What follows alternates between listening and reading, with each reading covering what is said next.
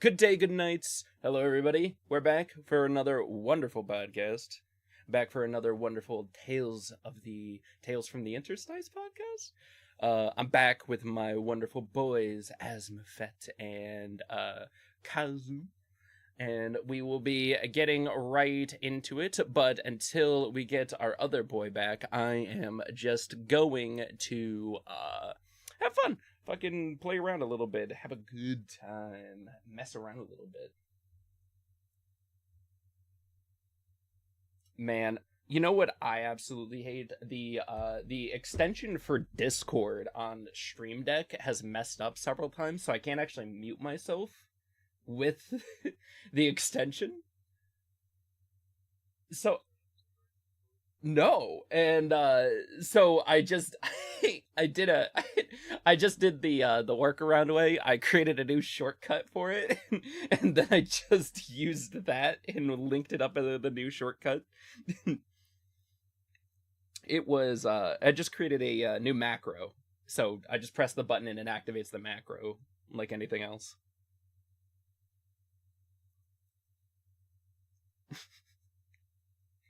I think it's like Control Alt or H or something for me. Yeah. I do that every once in a while if it's weird. Some of the Stream Deck apps, it feels like they're constantly updated from the programs, and others feel like they just do not touch them at all.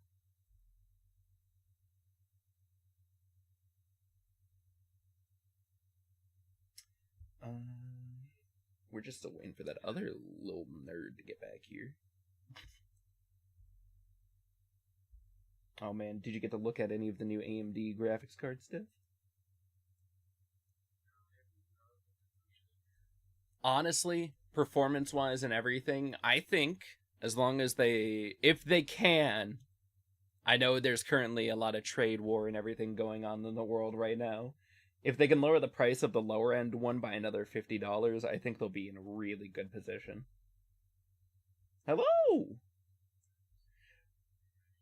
Oh, I'm definitely ready. I'm already I'm actually I'm going. We're already blazing. No. To the what thing? Yeah, I did. What to the the thing? It should be.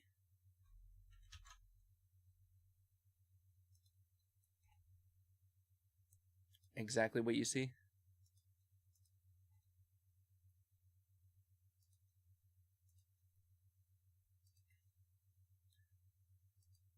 I hope you are not all doing well.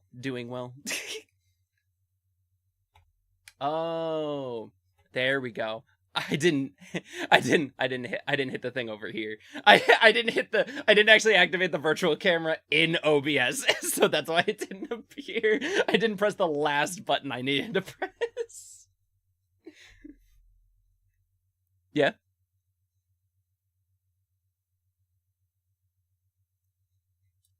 It doesn't even matter how hard you try.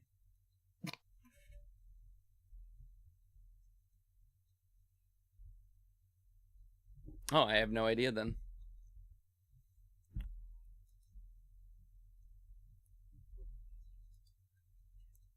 That's the thing, you cap it in the ass.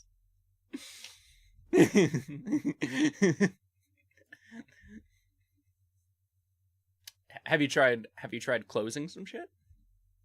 You know what would solve this? Have you opened some more shit? Did you try opening like 40 tabs? uh you know what would solve this issue? AMD just released a new graphics card. uh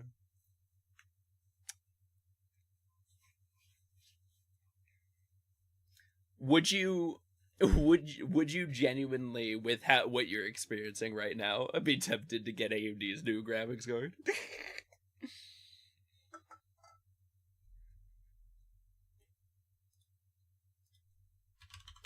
If anybody's looking for a good steal on a price, I think the higher end model is currently the better deal, and only I could hope that AMD would make the smart move and make the lower end one even lower by making it like 500 instead of 550. That's what I'm hoping.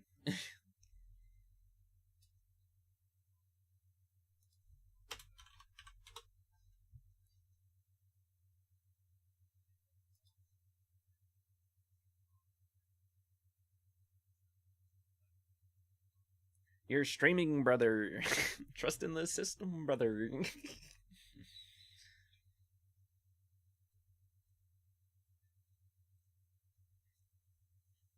I don't know if it's... OBS does have a lot of problems, though. OBS takes a lot of tinkering, but I feel like once it's... No, it's never good. I'm not even going to say that. I'm not even going to be the guy who says that. I'm not going to be that guy who preaches that OBS is fantastic. Because, my god, does it always have problems. I'm not great with computers, so... Or, well, the three of us know I'm not great with computers. Well, let's also specify that every streamer has said that OBS has a magic to it. A charm in which, magically, it will randomly stop working the way you want it to. Have you unplugged your microwave? My microwave actually doesn't affect my internet, thank god. It's God, it's so funny. It's just so many things. Oh, is it still messing up, or is it just? Are you downloading something? I am not downloading something. Ooh. I don't know what's wrong, brother. I wonder if it's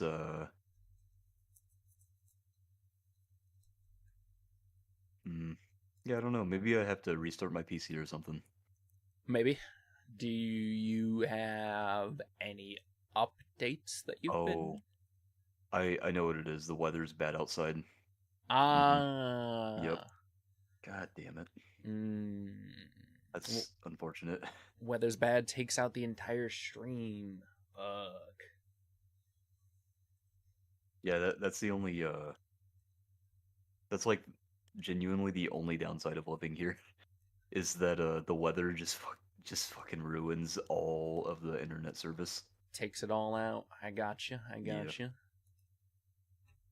Ooh. But you know what? It's fine. We ball. In other news, Mabinogi is having their 17th anniversary.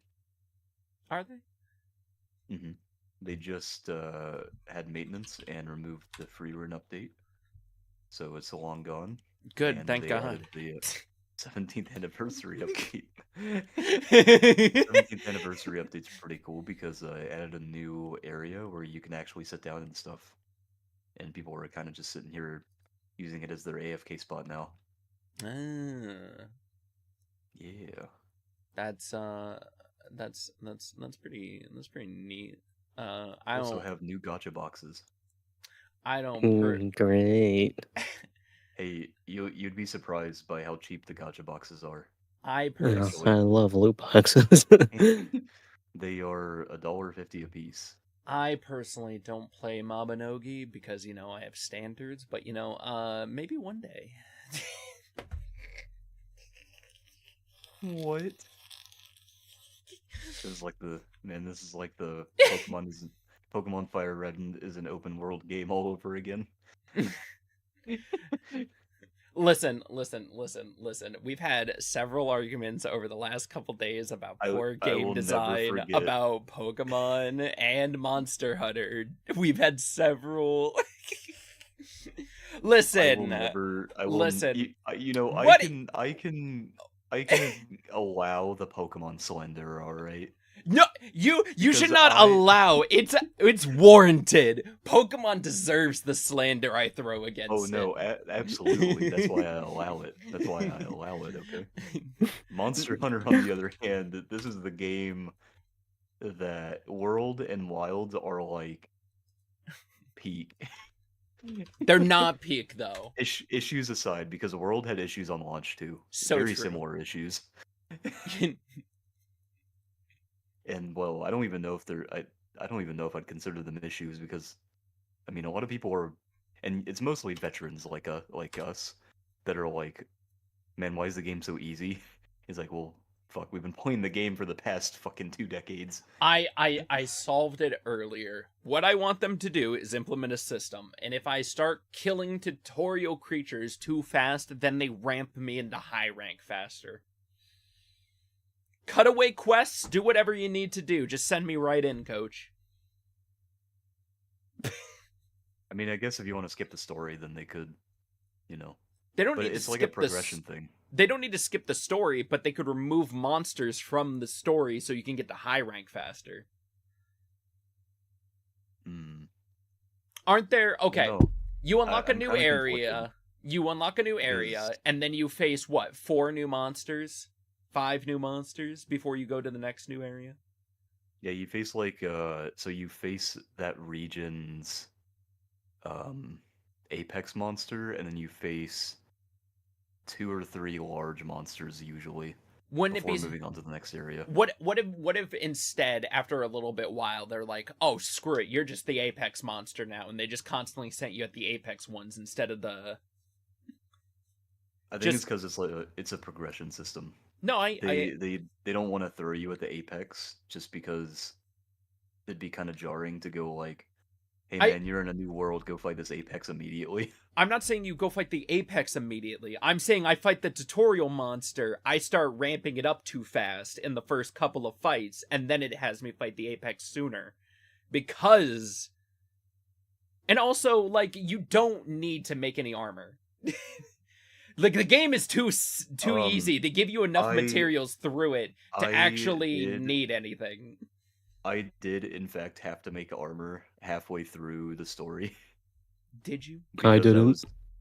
I was getting, actually, was it halfway through, or maybe it was, like... I made it to 3/4. chapter 3, mission 3, or whatever, before I needed to make armor, which is like higher rank. After I got to the ice place, I had to make armor. Because Gore and Arkveld will genuinely just fucking one-shot you if you're not careful. And I think the problem is if you didn't have to make armor. I feel like if you don't have to make armor until then in the game, then what's the point of the armor system? Oh, it's a low rank. That's why there's not a whole Well, lot you of also low remember ranks. I'm using hunting horn, so I just got constant buffs up. Yeah. I think there's like a... I don't know if it's necessarily like a misunderstanding of their system, but low rank's purpose is to introduce you to the new mechanics for that specific iteration of the game, and introduce you to the new monsters as well. Okay, because But like, without low rank, you would be missing story, you would be missing introduction to the new monsters, mechanics for the new like gear. Like for example, how long do you think the onboarding process should actually take for the Monster Hunter game? I think it's actually perfect right now. Stories maybe 10 hours. I think I should learn all the tutorial stuff within the first couple missions. I shouldn't have to wait till I'm in chapter 3 to learn about decorations of all things. You shouldn't have to rank to high rank to start doing capture quests. That's also true. They don't do like the first capture quest until like the end of chapter 2. The reason they don't do capture quests at the beginning of the game is because capture quests are kind of annoying if you're just trying to get through the story, and because you have to make those traps and shit, and traps are hard to make at the beginning of the game. I would say yes, but they give you a boatload of traps just for starting the game. Didn't they give that as like a game release thing though? I have no idea. I just know I had like 30 of each trap. Where I feel like I think that was the game release thing, because they gave everyone a special bundle thing for like Twitter goals and shit. And then when you get to high rank, you get the better experience of being able to just roam around the world and craft your things and just move on the fly. Mm-hmm. Yeah. Yeah. I mean, that's what high rank's about. No, Low rank is about getting you into all the new stuff and showing it off. I feel like just low rank could have gave you a lot more freedom and ramped the difficulty a little bit more to really make it better for what my complaints I see from the older audience of the monster hunting crowd. I think of it as I think this is a pretty good comparison. Low rank is like playing through playing through a Pokemon game, like let's say you're playing through Emerald, and then high rank is Battle Tower. That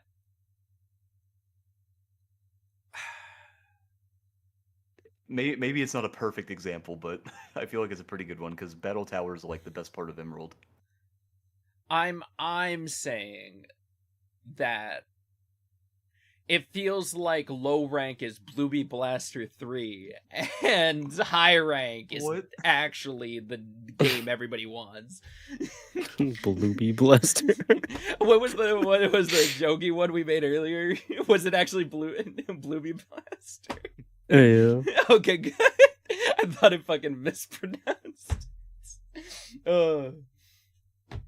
I'm just saying that the first game shouldn't be Putt Putt Goes to the Zoo, and the second game shouldn't be Dark Souls, and high rank shouldn't be Dark Souls. Well, high rank isn't Dark Souls. That's Master Rank. Master Rank is where nightmares are made. See, then high rank isn't even difficult. Or it's when difficulty actually gets implemented in the game, which means you're just in the saucepan cooking in the beginning of low rank.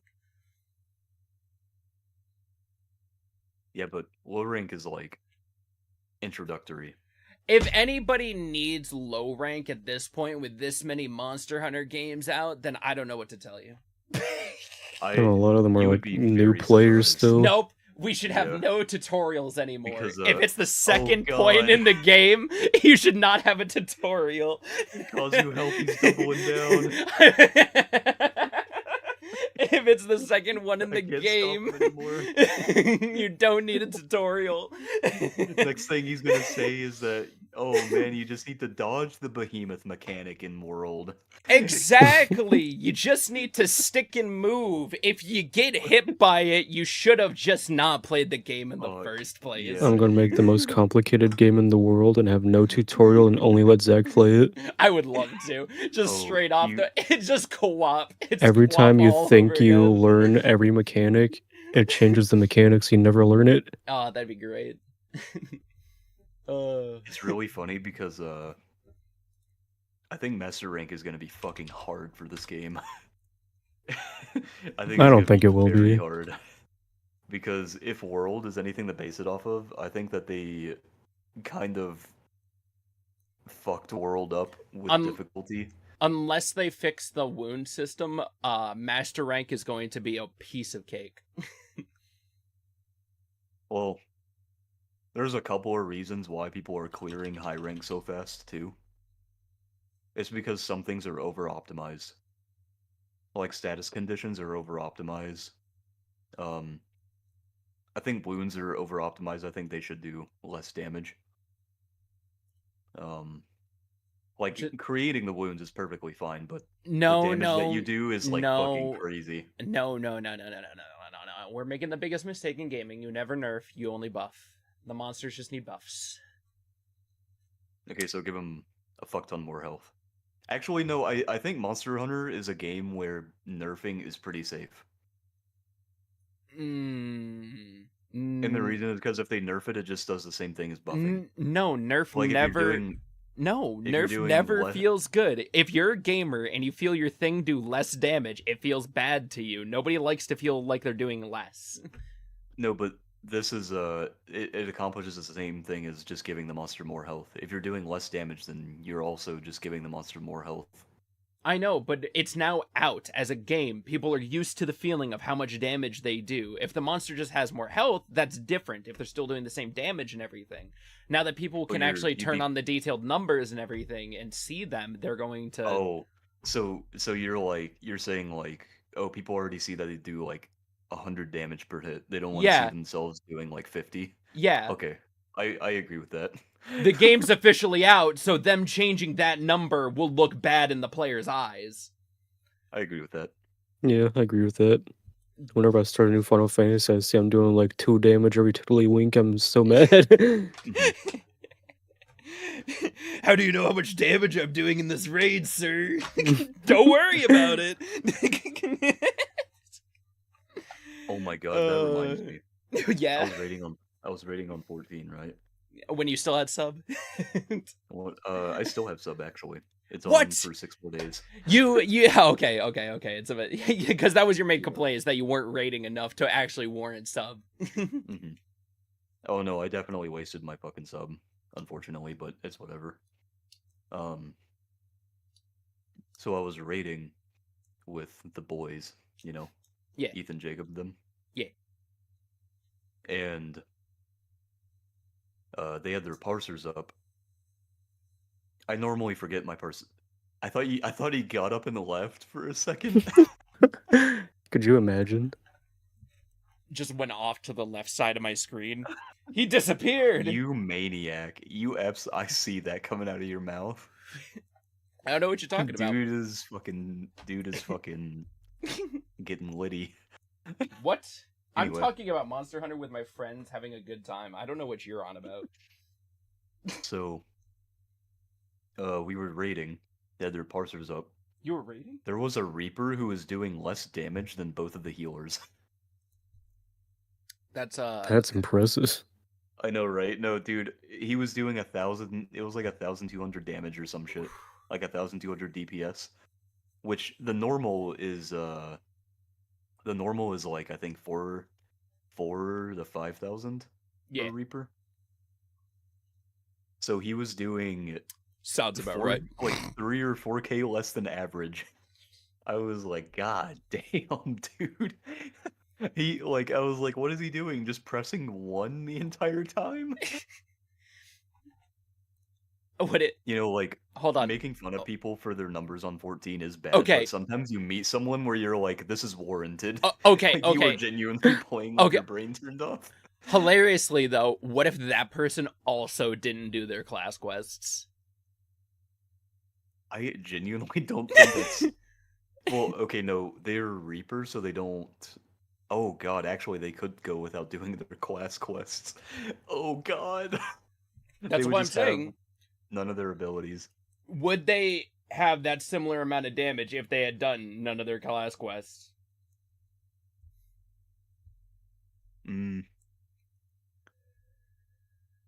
I think I think it depends. It depends? Okay. If they were just eating glue, then I don't think them having more buttons to press means they were gonna press them. Fair. However, if they didn't have the buttons and they were pressing everything they could, then yeah. Also, Phoenix said, ooh, can't use those to bully players. Winky face. Winky face. Yeah. Nobody would ever use any sort of plugins or anything to see anybody's damage, and nobody would make a complaint about it. Nobody. Oh, also, Zach. Yeah. There are some merits to low rank besides, like, helping new players and story. All the armor sets you unlock for and also introducing you to the new monsters and mechanics and shit. Anyway, unlocking the new armor sets and the weapons gives you an idea of what they're going to be like in high rank and master rank, because a lot of the abilities that they have are abilities that they keep for those ranks. So you can look at what's possibly going to be in high rank or master rank and start to build your set, like, in your head before you get there, and you can start to collect materials for it. Also, in high rank and master rank, you have to go back to low rank occasionally to farm low rank monsters to get materials for weapons and armor. So why don't they... Wait, hold on. So then what they should do is just make a giant open world in which you can encounter all the monsters, whether it be low rank all the way to higher, all the way to master rank immediately. So you want an MMO? You already have 2 of those, buddy. I want a Monster Hunter MMO. If they're gonna make terrible online, I just want them to make one large area. Do you like private servers? Because the MMOs are up. Oh god. The MMOs are fun. The MMOs are a lot of fun. I think you'd like the MMO. I just like at this point, what I want from this game is them to just have everything be interactable right from the rip. I want just the tutorial to be shorter. That's it. So you want it to be Darktide, where you're doing level 5s on launch. What I want low rank to be is if I'm going to go through and introduce a bunch of new monsters and everything, either just give me a parade to show me what's new, or have me fight everything in a gauntlet. That's what I want. Just to get me through low rank. But that's not what they do. They send me through a 5-minute fight, then send me through 20 minutes of talking, and then they send me through another 5-minute fight. Alright, Kazu, I have a question for you. Yeah. Do you think Fortnite has done irreparable damage to his brain? You think he's been playing racing so much that he's just like, give me everything right now so I can fucking toy with it? No, what I want he's like, give me my is boosters, give me my fucking... No, what I want is a better fight. I want them to challenge me. My problem is that they gave me the baby block puzzle and I solved it already. I don't think it's any different from any other game. It's just they are very generous by telling you, hey, bitch, you're in pussy mode right now. Maybe because of all the gaming we've done over the years, we have a high amount of skill, and I'm taking that amount of skill into place, and I'm complaining because the game feels overly too easy to me. Mm-hmm. That's what newer players are telling veterans too. They're like, this game isn't that easy. You guys have just been playing it for so goddamn long. But my problem is that that's why I'm not complaining about it, because I'm like, this is fun. My problem is I've only played like 2 or 3 Monster Hunter games, and you played the important one though, which was World. Yeah, and but I think World translates really well to Wilds. But I never went to like Master Rank in World. I mean, that's okay. You're still dealing with the same stuff right now. It's the same difficulty. Because World was pretty easy on launch, at least to me. Am I just too good of a gamer? Fuck. I mean, we have been gaming for like 20 years. That was the funniest part. I know. Don't look at this. This is a false statement. Also, Kazu has a point. We've been doing this shit for like fucking 20 years. A lot of people are getting into Monster Hunter. Like, people have never touched a Monster Hunter right now. Mm-hmm. Also, I feel like there's I don't know. It's like, to me, low rank is in a perfect spot right now. I think they did a low rank in Rise the best, because you get through it quickly and it does what it needs to do. Okay. You still take story quests in high rank and stuff. I got it. But in Wilds, it's really close. The only gripe I have with Wilds is the fact that, like Kazu was talking about earlier, you're doing tutorials like fucking damn near into high rank.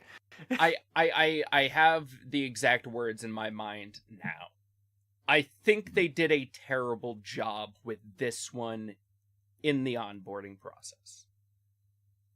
I think everything they did to try to simplify the game to make it easier, though good, some of it is to the detriment of the player.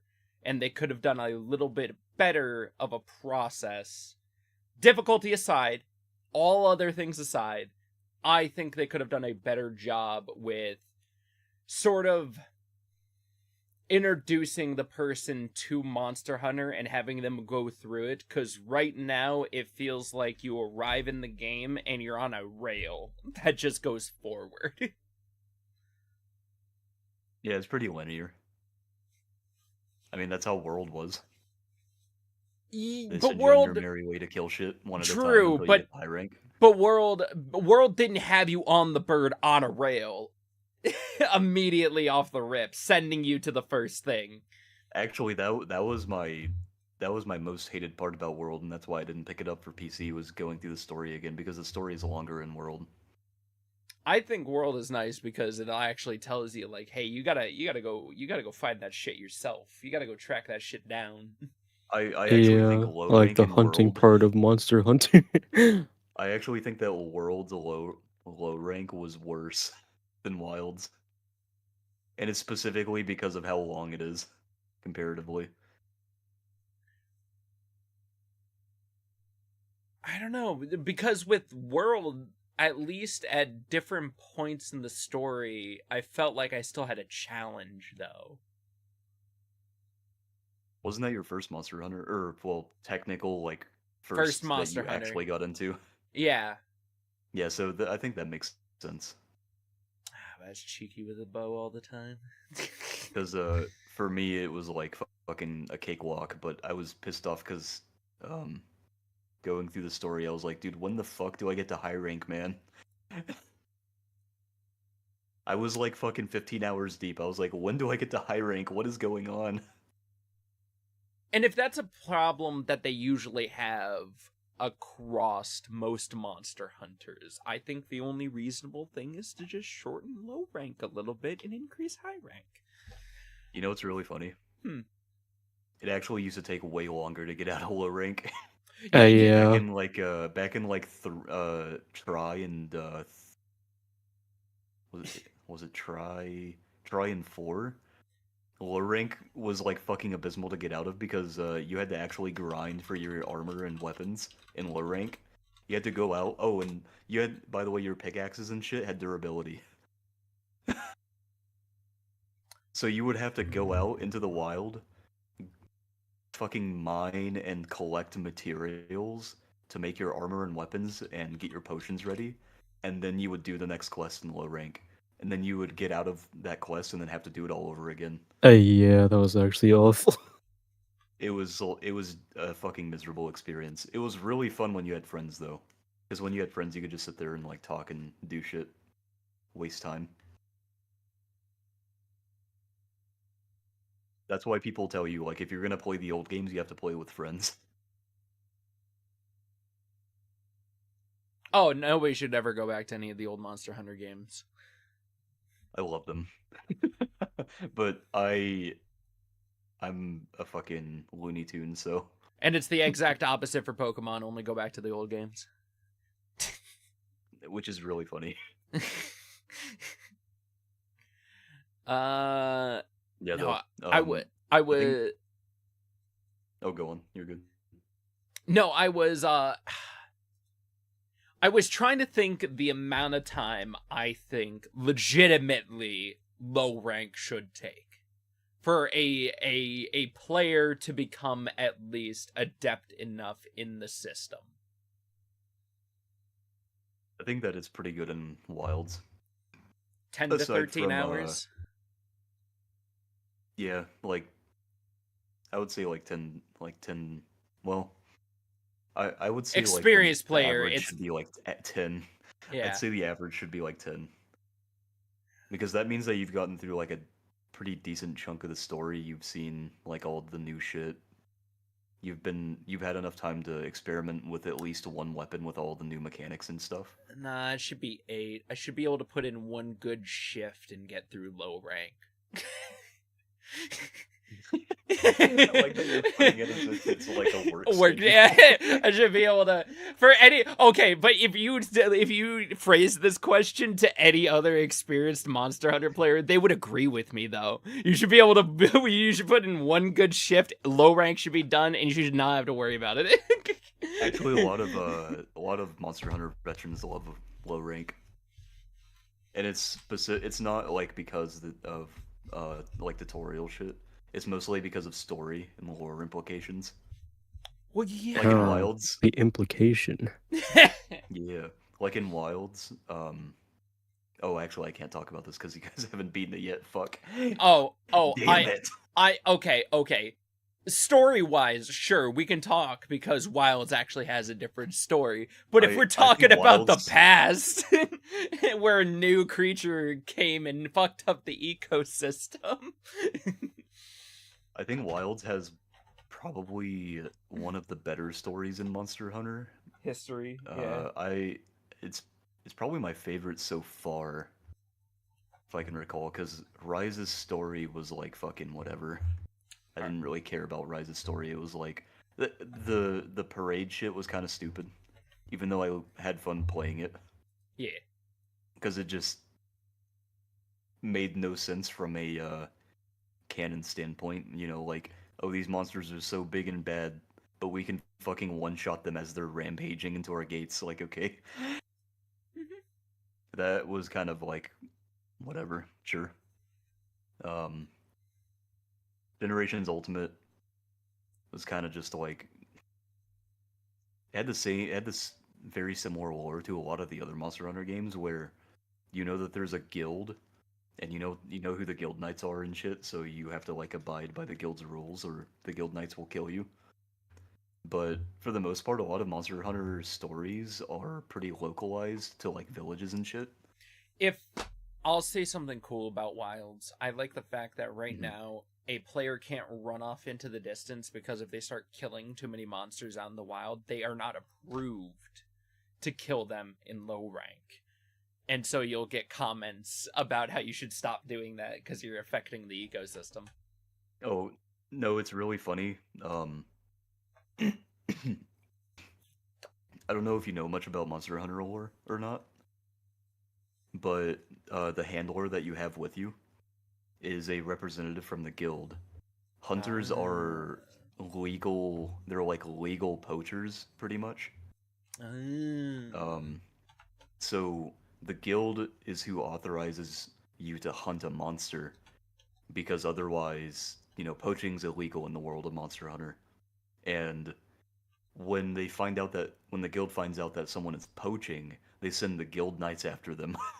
Now imagine a hunter, but they're professionally trained by the guild and they're not just some like fucking dude hunting chickens all day. Damn it. They send those fuckers after you and they're like, go get his ass. I became the worst thing I ever wanted to be in Monster Hunter, an environmentalist. I mean, hey, that is like one of the big themes of Monster Hunter. Is preserving ecosystems and stuff. Let me go in and just kill this massive thing real fast. Also, it's really funny because a bunch of different creatures in Monster Hunter are like genuinely world-ending abominations.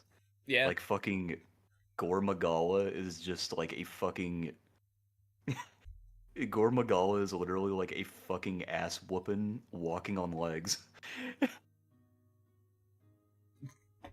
And they are known as a like archetype of monsters, specifically called the Black Dragons.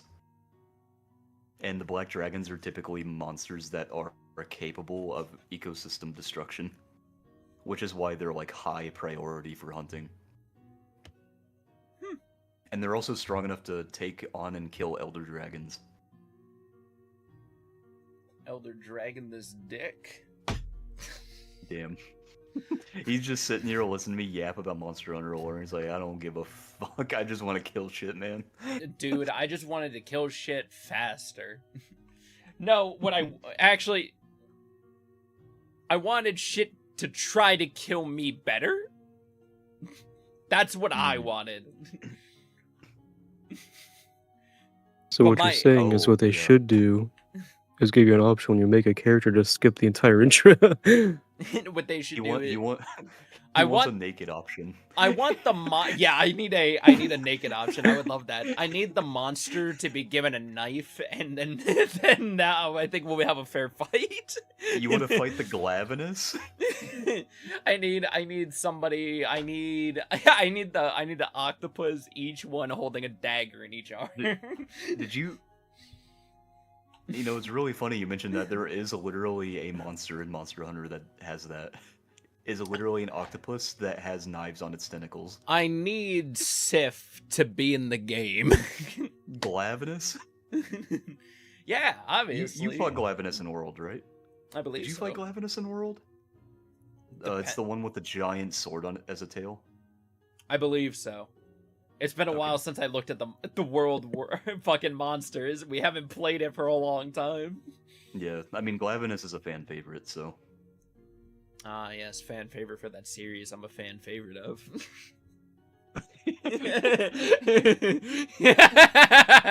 Damn.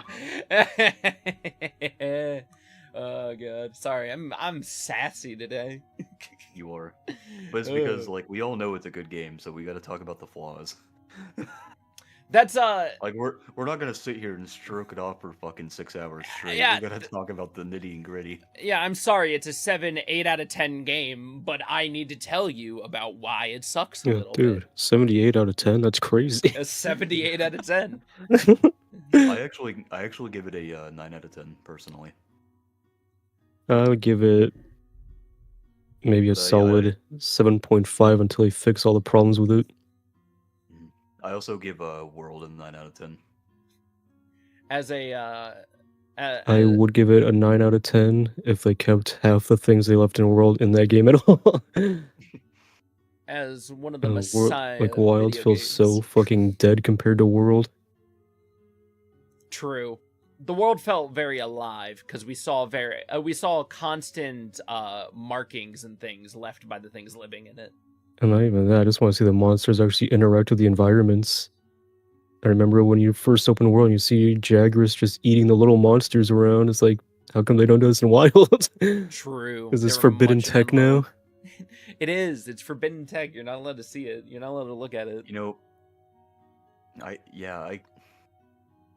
don't know if it's just that, like, I haven't seen it or I don't remember it happening because I was focused on beating a monster's ass. But I genuinely just haven't seen any of that in Wilds. And I really And followed a few of the monsters around for a good 20 minutes, and they don't even, like, interact with the plants or anything either. And it's I like, this wonder if is it's so because, fucking sad. I wonder if it's because of the different things that they were adding to Wilds that they didn't focus too much on that. Because It every could game be. they focus on a new thing. Like in this game, they showed off some experimental footage of underwater movement again. So people think that we're actually finally going to get a Lagiacrus. Also, you guys remember when they were thinking about adding Lagiacrus to World, but they took it out from the alpha or the beta or whatever? Their reasoning was because they couldn't get the skeleton to work with the diverse environment. But we actually got a monster with that same skeleton in Wilds, which means they finally got it to work. So I think that it was probably stuff like that is why they couldn't fully adapt everything that World had. It's because they were focused on getting the shit that they didn't get to put into World into Wilds. I'll chalk it up to them using a different engine. Oh, are they using Since the Wild engine is that, using the Resident Evil engine. it's using the same engine as Dogma 2. Yeah. Also, can we talk about the biggest sin of all? They named the fucking game Wilds. Normally that wouldn't be an issue, but we have a game called Worlds. What the fuck are we supposed to call Wilds as an acronym? We're not gonna call it MHW. Why not MHW 2? Shut up. Man speaks obvious answer. How dare you? How fucking dare you? I can't believe you would say such a thing. They hated me because I was right in my message. They hated him for he What's that spoke the fucking truth. Why are you booing when you know I'm right? We get to go both ways on this one. Oh god, I love both of those memes because it's by two hilarious people. Oh man. Oh god. What are we even gonna call it? What sort of magical name could we even label it with? Oh god. I'm trying to think of like my main biggest issues with Wilds. Obviously, performance. I crash like once or twice a day, which is fine because it's like saved the game every time. But it is kind of annoying for me to go into a hunt and then the game crashes. So I'm like, dude, are you fucking kidding me? I legitimately haven't crashed yet. I've been happy with my experience so far. Well, good. I spent so long shitting on the game, and then I'm like, I've honestly been having I a haven't great had time. any Yeah, like it's just it's been a great time. If you flip flop your entire argument right here, I will laugh my ass off. Like, I'm not taking back my criticisms of the game. Obviously, that's one of our main. That's You one should of have our said I main am things. taking back my criticisms. You know what? I'll take back my initial criticism only because I'm an experienced gamer, and that will just make me sound fucking cocky. Also, I feel like Monster Hunter does do the low rank.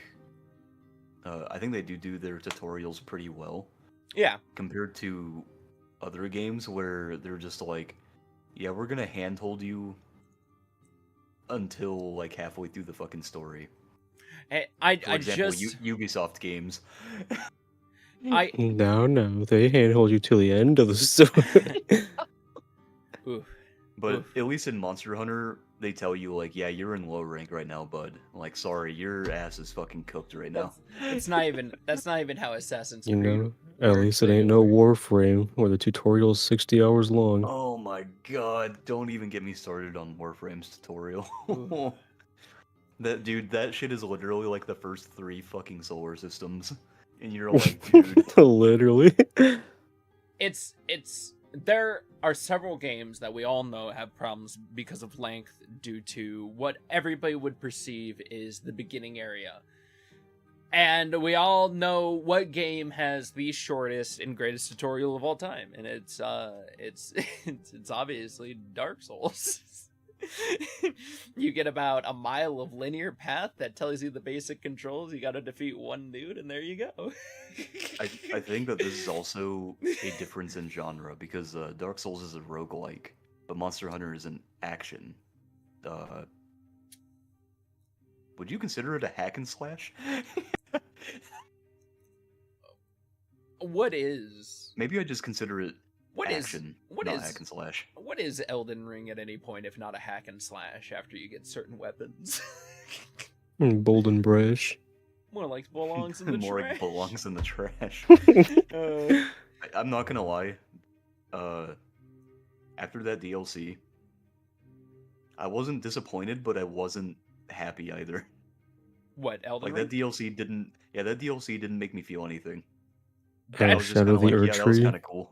Yeah, Shadow of the Earth Tree. Yeah, It like I it finished was it and I was like, that cool, was cool, I but guess. I was like, this didn't like to add too much to the general game itself. What? It Yeah, added and so much lore into the game, and it was so beautiful. I don't know what you two were on Lore- about.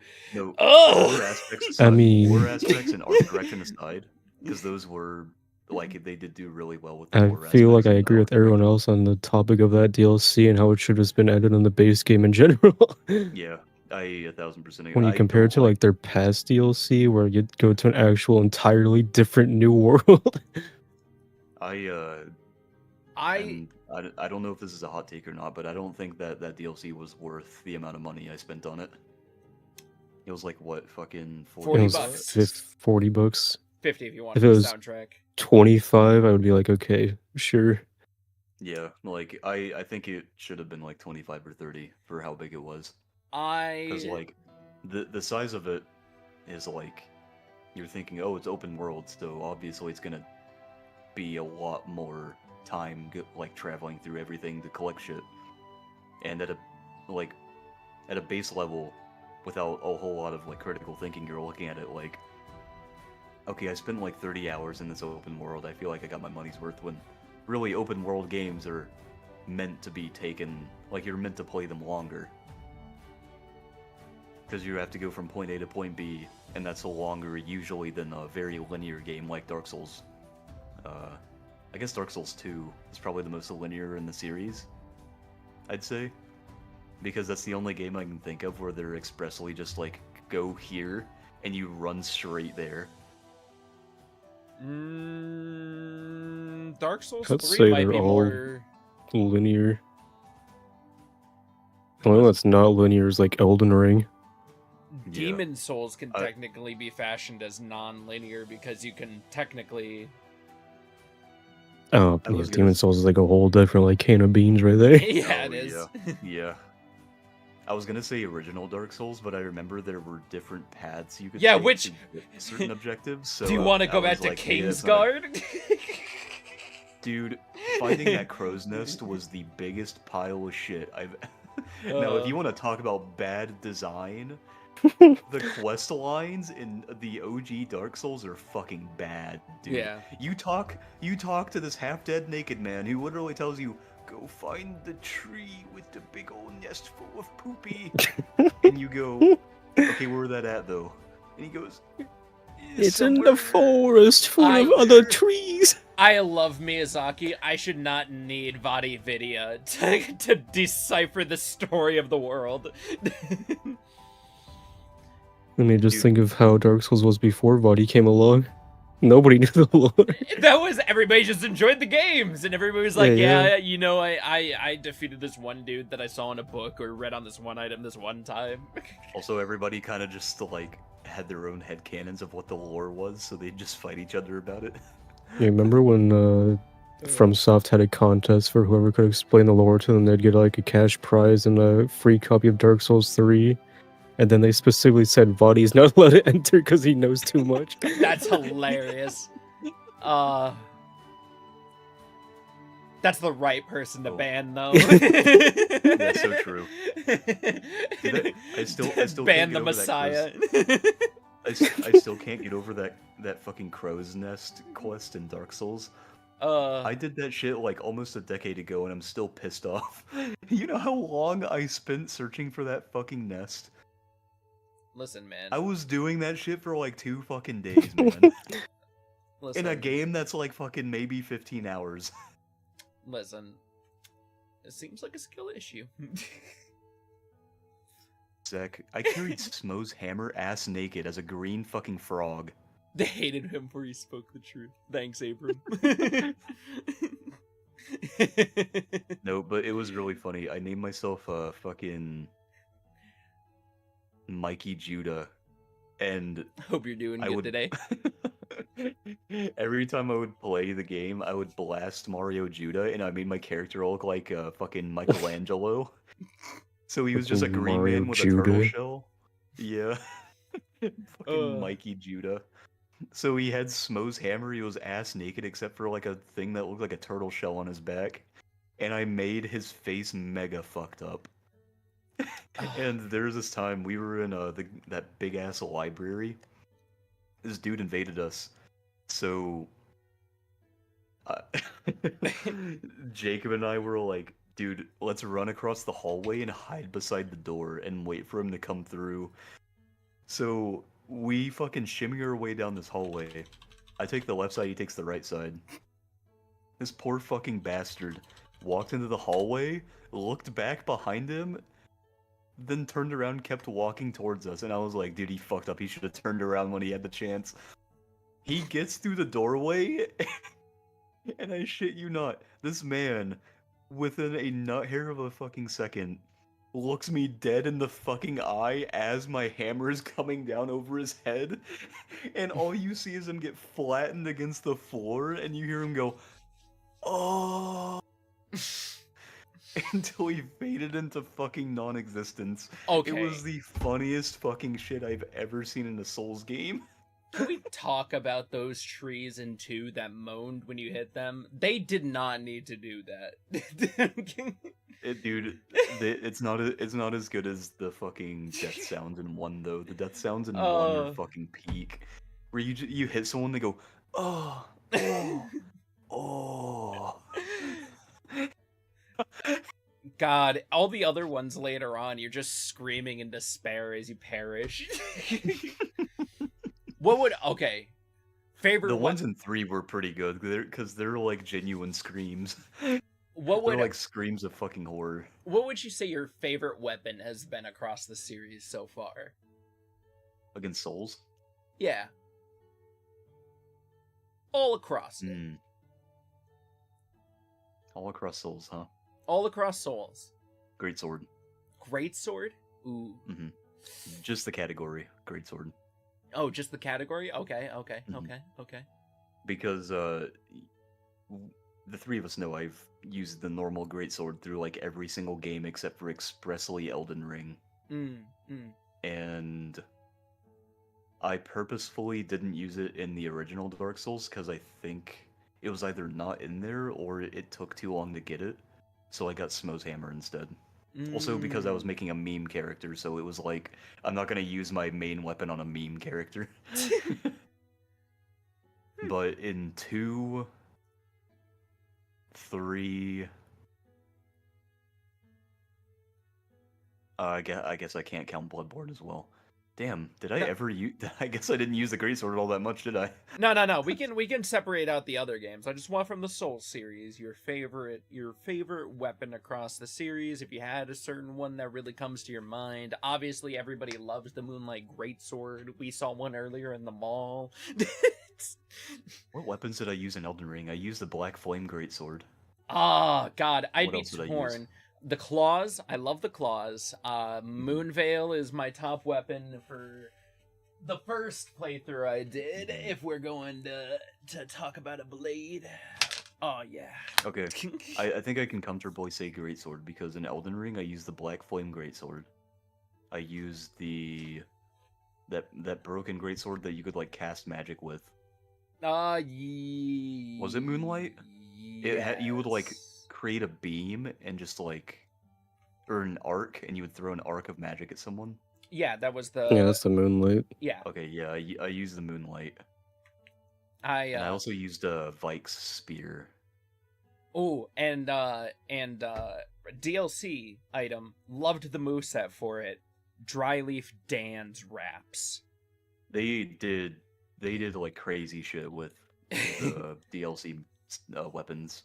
That was my favorite part of the DLC, I think, was the new weapons. The new move sets they really brought into the game, that was something I really appreciated, because I feel like going forward, the next Elden Ring, we're gonna have some crazy move sets.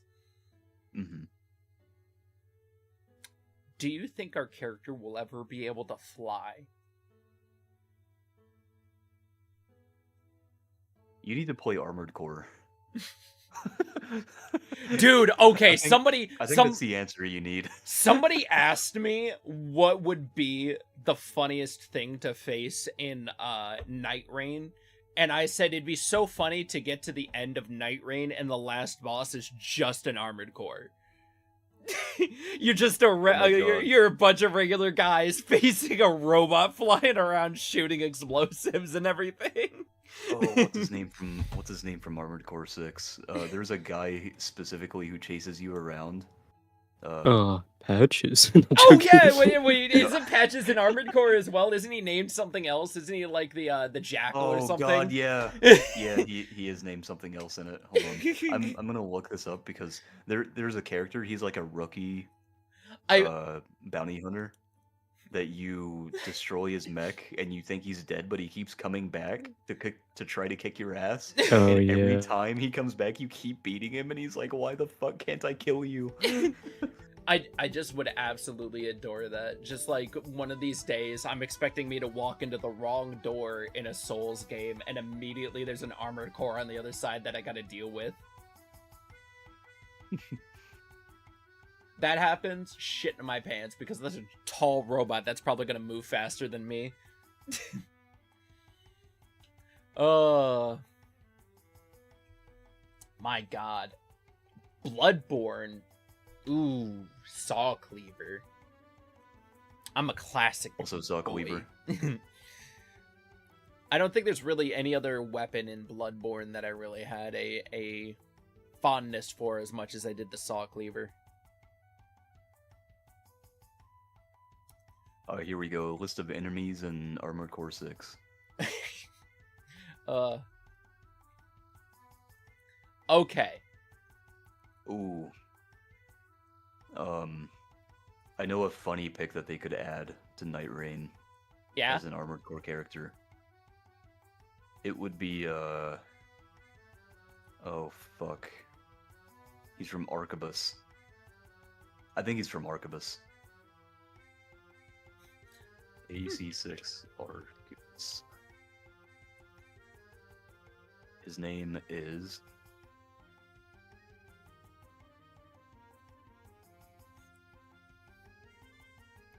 if I can find it. Man, You know what they should add as a weapon drop in Night Rain? What's that? what? The Dark Souls 2 ladle. Ooh. Oh my god. I feel like the one missed opportunity that I think Miyazaki should do more of is just putting ridiculous items that have unimaginable power in Dark Souls. Oh, his name is Snail. His name is V2 Snail. I feel like the next ultimate goal for Miyazaki is to have like a weapon quest that involves 17 different steps, and at the end of it I just shove a sword in a stone and pull it back out and it's more powerful. You wanna know what's Reading your scary? Hmm. The Elden Ring devs also said there's still one secret in the game that nobody's found. Fuck. Oh my god. Could you imagine it's just a picture of fucking Kojima's ballsack or something? You go under the map, you just see like Miyazaki goateeing the player. Okay, Kazu, hear me out. Hear me out, Kazu, because I know you completed Armored Core 6, I think. Yeah. If they added V2 Snail to Night Rain, you could hear his stupid fucking scream when you kill him. That'd actually be kind of fire. Zach, for context, when you beat Snail, he goes, "Beaten by a loathly worm. What? Huh? No. That's a And the fucking voice acting in that game is so funny. Dude, when I heard that scream, oh my god, Jacob was talking to me about it. He was like, "Have you fought Snail yet?" I was like, "No, not yet." He was like, "Dude, don't skip anything because you need to hear his fucking scream." You need to So- hear it. His fucking screen came up. I watched him fucking die. He explodes in a blaze of gore, and he just sounds like a fucking rat screaming into the abyss. I laughed my fucking ass off, dude. I almost pissed myself. It's so good. Also, that game's story was fucking incredible, by the way. Holy shit.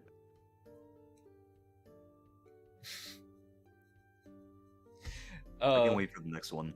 I'm glad the director was also like, "Damn, I'm really happy that the game's popping off." That's honestly Yeah. that was probably the best part about it is Armored Core got a lot of like bump from that release. Because it was just like Monster Hunter. It was a cult classic. You really didn't hear a whole lot of people in the West playing it. Well, when was the last Armored Core before that Armored Core? 2013, 2014? I think so. Yeah. With V or Judgment, I think. 5? Something like that. Let's see here. Ooh. What we can all be so excited Okay, about, so- though. V and... Ooh, hold on. Okay, so V released 2012.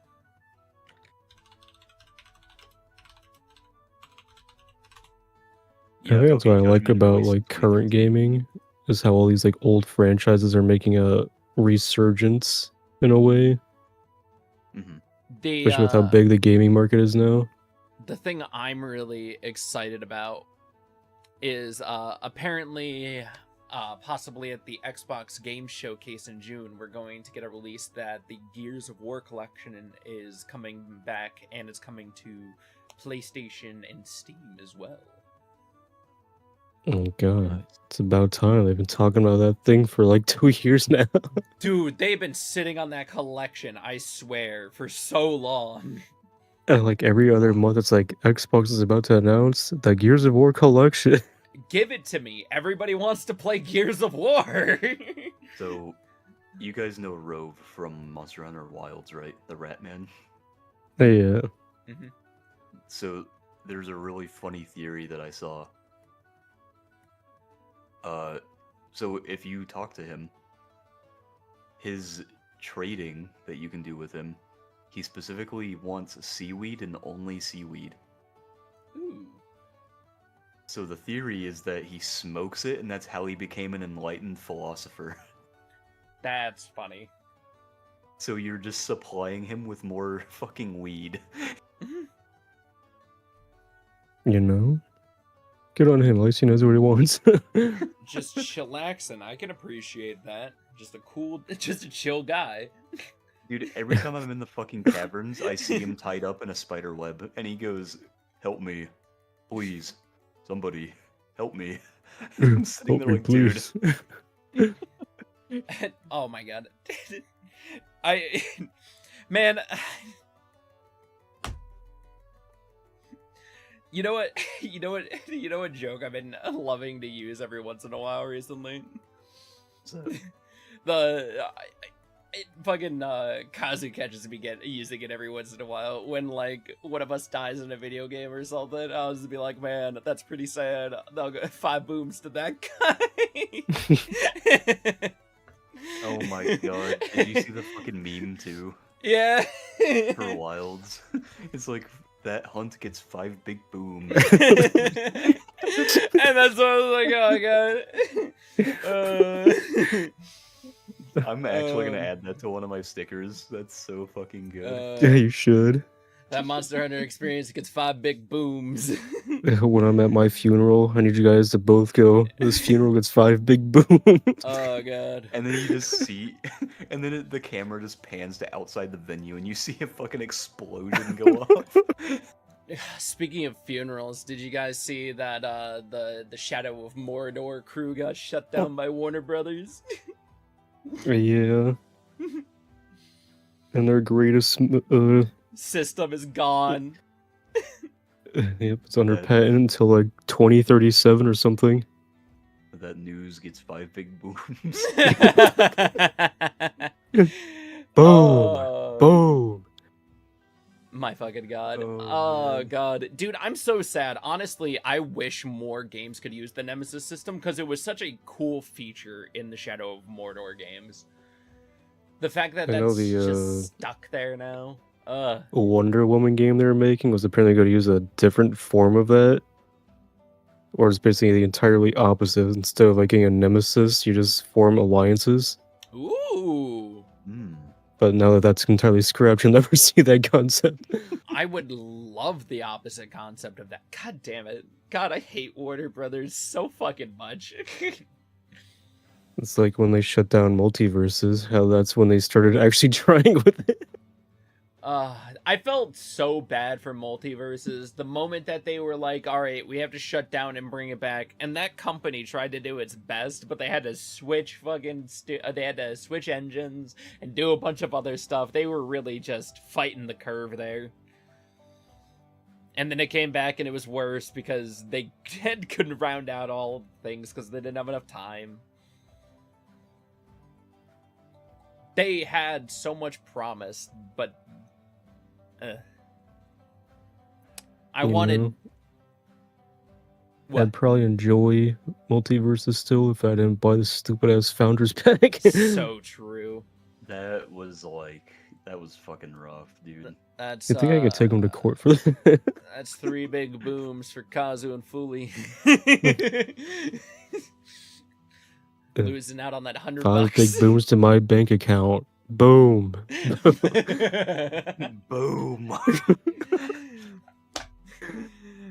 5 big booms to this Rathalos are just left in this ditch. Oh god. Let's see. We already talked about AMD and their wonderful new graphics card coming out. Or out. Honestly, I hope that this is a good launch. I haven't heard any complaints about they're actually running out of stock of this graphics card, and from what I've heard, they've actually been trying to stockpile of them just to fight the curve of just scalping. So if we can do this in other companies too, I'd be much appreciative of it. You know, it would be smart if every company prevented scalping. Did you hear what Nintendo threatened every scalper with the Nintendo Switch 2 launch? You know what? They literally said there's not even like an amount that they could buy that they would be able to keep up with the amount that we're already shipping out to keep up with scalping. So if they're correct I'm about that, kind of not surprised, considering how long Nintendo's had this thing in development. So I would hope they made a stockpile. I am really hoping that they're not just bluffing, because that would be fucking awesome. That means they would have completely learned from their mistake the Switch 1's launch. Well, the main problem the Switch 1 had was it happened literally at the beginning of COVID when everybody was stuck indoors, which made like that console literally struck gangbusters that season. So true. Wait, it didn't come out in COVID. It came out a year or two before COVID. Hold on, I think it literally released in the same season as before it took off. It was the summer that I went to college. The summer I started going to college, which was the Switch 2017. Oh yeah, that's 2 years before. Yeah. Mm-hmm. I I think it forgot. was just an issue of they didn't expect so many people to want it because it was like essentially the perfect console at the time. I forgot. It wasn't that it was the launch period. It was that it felt like another launch. Oh no, they launched the OLED version of it at the time. Oh. I do have the OLED version. I have the special Scarlet Violet one. OLED launch date. Also? Friday 2021. Oh yeah, that's a little bit further into it. This might be a hot take. Light came out in September of 2019. That's what it was. You reminded me of something, Zach. Huh. And it might be a hot take. What? So I don't know if you guys saw Critical's video about how everyone was like fucking trashing on him for his opinion on Pokemon. Oh, dude. Give it to me. Okay. So his opinions are, he said Sword and Shield were fucking horrible, which I agreed with. Yeah.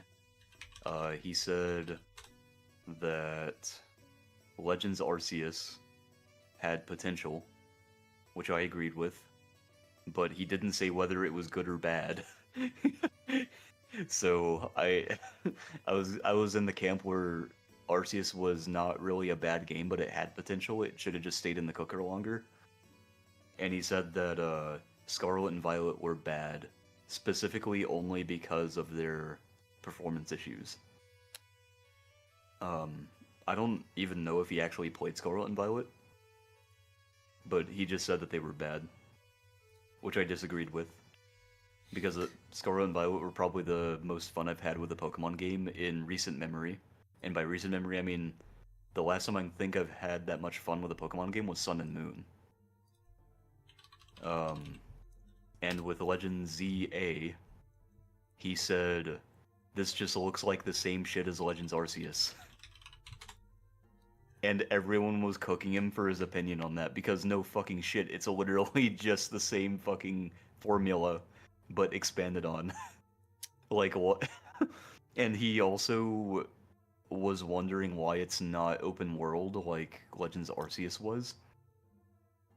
And I think it was because he was missing the point of what Legends is doing. So I disagreed with him on that. I think he had like a... I think he had like a misconception of what Legends games are supposed to be. I think the Pokemon game company is a dinosaur stuck in the past with relics that should not escape the atmosphere anymore. And the sooner that studio dies, the happier everybody will be. Zach, hands off the multi-billion-dollar company. Yeah, come on. They barely make enough to keep their staff anymore. I'll fucking, Come on, I'll man. pick him Those up. lights I'll cost at least $60 billion a year. Pick him Come up by on. the fucking collar and shake him around a couple times. Fucking pennies coming out of their pockets. I can't defend a giant company that makes this much money and then never advances their games. I only defend Pokemon for the shit that I feel like is worth defending, you know, like game design. because game design, like Critical was, uh, Critical was criticizing the choice to Oh no, yeah. make. Abram. Hey, hold on. I need to specify, Oh. Abram. Abram, I'm not talking about. I'm just talking about the studio that makes the games right now because I feel like they failed the gaming industry by not making better games. I feel like they make so much money from the games that they should be supplying better experiences to their players. As for the entire IP, yeah, Pokemon as an entire IP can stay. The card game's doing fantastic. The animes are doing just fine. I agree that Pokemon as an entire IP has so much room to run. I just I want think they somebody can else just to get a make better better game company than Game Freak. Exactly. Wait, Game Freak sucks ass. Is that Abram Rickards? Yeah. Oh, that's my boy. I fucking love Abram. Yeah. he's one of my Mabinogi guildmates. He's Ah, cool. sweet. Um, I'm mainly just talking about it in the overall essence that I feel like Game Freak has failed the gamers. Well, it's mostly because of their fucking executives, because they're fucking dinosaurs that only have Yeah. experience with DS technology. So it's like, Yeah. That's It's also rough. that's also the problem is that they'll never get rid of anybody in those sort of positions. and you know, like those past Game Freak executive or past Game Freak employees said, the issue with Game Freak isn't that no one's doing their jobs. It's just that upper management is so set in their ways that they refuse to learn anything new and they force it on the new people. Yep. But when the new people are trying to innovate and make the games better, then they put all of the work on those new people, which is why Game Freak has such a high overturn rate. Turnover. People quit the company and then new people come in, then they get overworked, then they quit the company, and so on and so forth. Yeah. Yeah. Okay. We're gonna have a different conversation that I want to have about the games industry. Yeah, you're good. I'm tired. Okay, so the You original had to take a team, breather for this one. the original team that made MW2, a fan favorite of everybody's Modern for Warfare Call of 2? Duty, the original, Yeah. not any of the fucking remakes or anything, Yeah. just the original MW2 made I actually like the remake. made by like 100 people, only 100 people. My problem is that these large companies have like over 1,000 employees, and they're like, man, we can't make games. And I think my problem is what that issue comes down to. No. I think my problem is that they're trying to use 1,000 people to make one game when they should be making 10 teams of 100 people make 10 games. Do you know what the bigger issue is? It's the fact that they don't know how to It's every company grows So what too I'm large, it looking for. becomes meddling. Oh no, like having 1,000 employees is fine. It's just if you don't have the ability to Processes. All the Um, processes usually fall down. You don't have the management structure to actually handle any communication, and projects get stalled. This is exactly what's happened to Ubisoft. Yeah, like God, that word was so fucking close to the word I was thinking of. Like you have that many people, but the people that are organizing everything are doing a piss poor job. So the people that are actually working on the project are given deadlines that they can't meet, Yes. and they're also told like, "Hey, do this," and you're like, "Oh, that's not my specialty though. I'm in fucking like, like I don't know. I'm an R&D or I'm a 3D modeler. Why are you trying? I'm a 3D modeler that specifically is making like this part of the game. Why are you telling me to go make this part of the game now?" It's Yeah. shit like that. This is the exact reason why I can tell everybody the exact way to improve the gaming industry right now. The gaming industry would improve greatly if a bunch of old people just died right now. Also, don't even get me started on storyboarding, because if there's anything that fucking if there's anything that is the biggest issue, and it's not even just gaming, this is across like every medium. In every medium, every single medium suffers from some fucking old dudes in suits coming in and you thinking they know introduce everything. Yeah, you introduce your story to them, and you're like, "Hey, this is a product that I think is worth selling." And their first thing is like, "Okay, but do you have numbers? Like, have you talked to people about this? Did you do like surveys to see how many people, like how much engagement you got for this?" And you're sitting there like, "Brother, I'm just bringing an idea to you," and they're like, "We don't see this selling," so then they just can it. I genuinely. That's what happened to Owl House. I genuinely had a. We were talking about Owl House earlier, actually. Yeah, that's what happened to Owl House. They fucking canned it because the old farts over there were like, we don't see people being invested in this, and it genuinely cost them fucking millions canceling it. People have told me at least it got an ending. Yeah. I've also, we were talking about it earlier. People have suggested I watch it, but I haven't yet. What are your opinions on Owl House? I haven't watched it either, but of what I know, it seems really good. I think that there's a lot of characters that are very well written, and there's a really cool plot twist. Let's see. It was a conversation I had, or it was a thought I had earlier on in the week, and it was me thinking about how many people at major studios, like people we would consider triple A game studios. I wonder how many people in those actual studios play other games besides the games their studio makes. Yeah, I think that's a big thing because the dude who directs all the Monster Hunter stuff, he's a lot like Miyazaki, where he's like, I just want to make a game that I believe is like the most fun for me. Yeah. And when he made Monster Hunter, his original idea was, I just want to have a game that I can play with my friends, or I can play what's the fucking grammar I'm trying to look for here? I just want to make a game that I can play together with my friends. Yes, thank you. Are you trying not to say play with my friends? I want to play with my friends. I'm trying not to say it as like play with my friends. I'm trying not to double up on words. I'm gonna play my friend's little head off. So you're trying not to get crass with it, huh? Yeah. But that's why Monster Hunter is, I mean, there's a bunch of different reasons why Monster Hunter is extremely charming and why it kind of broke out into the mainstream scene. Because number one, Capcom is fucking great at advertising. And then number two, Monster Hunter is genuinely just like the epitome of gaming. You just chilling with friends doing fucking cool shit. Not a care in the world, you know? Because, you know, when most people play games, they don't want to be stressed. Whoa. Like, they don't want to play fucking Call of Duty. Alright. Ranked competitive for fucking 12 hours a day. I didn't want to bring it up, but you're bringing it up.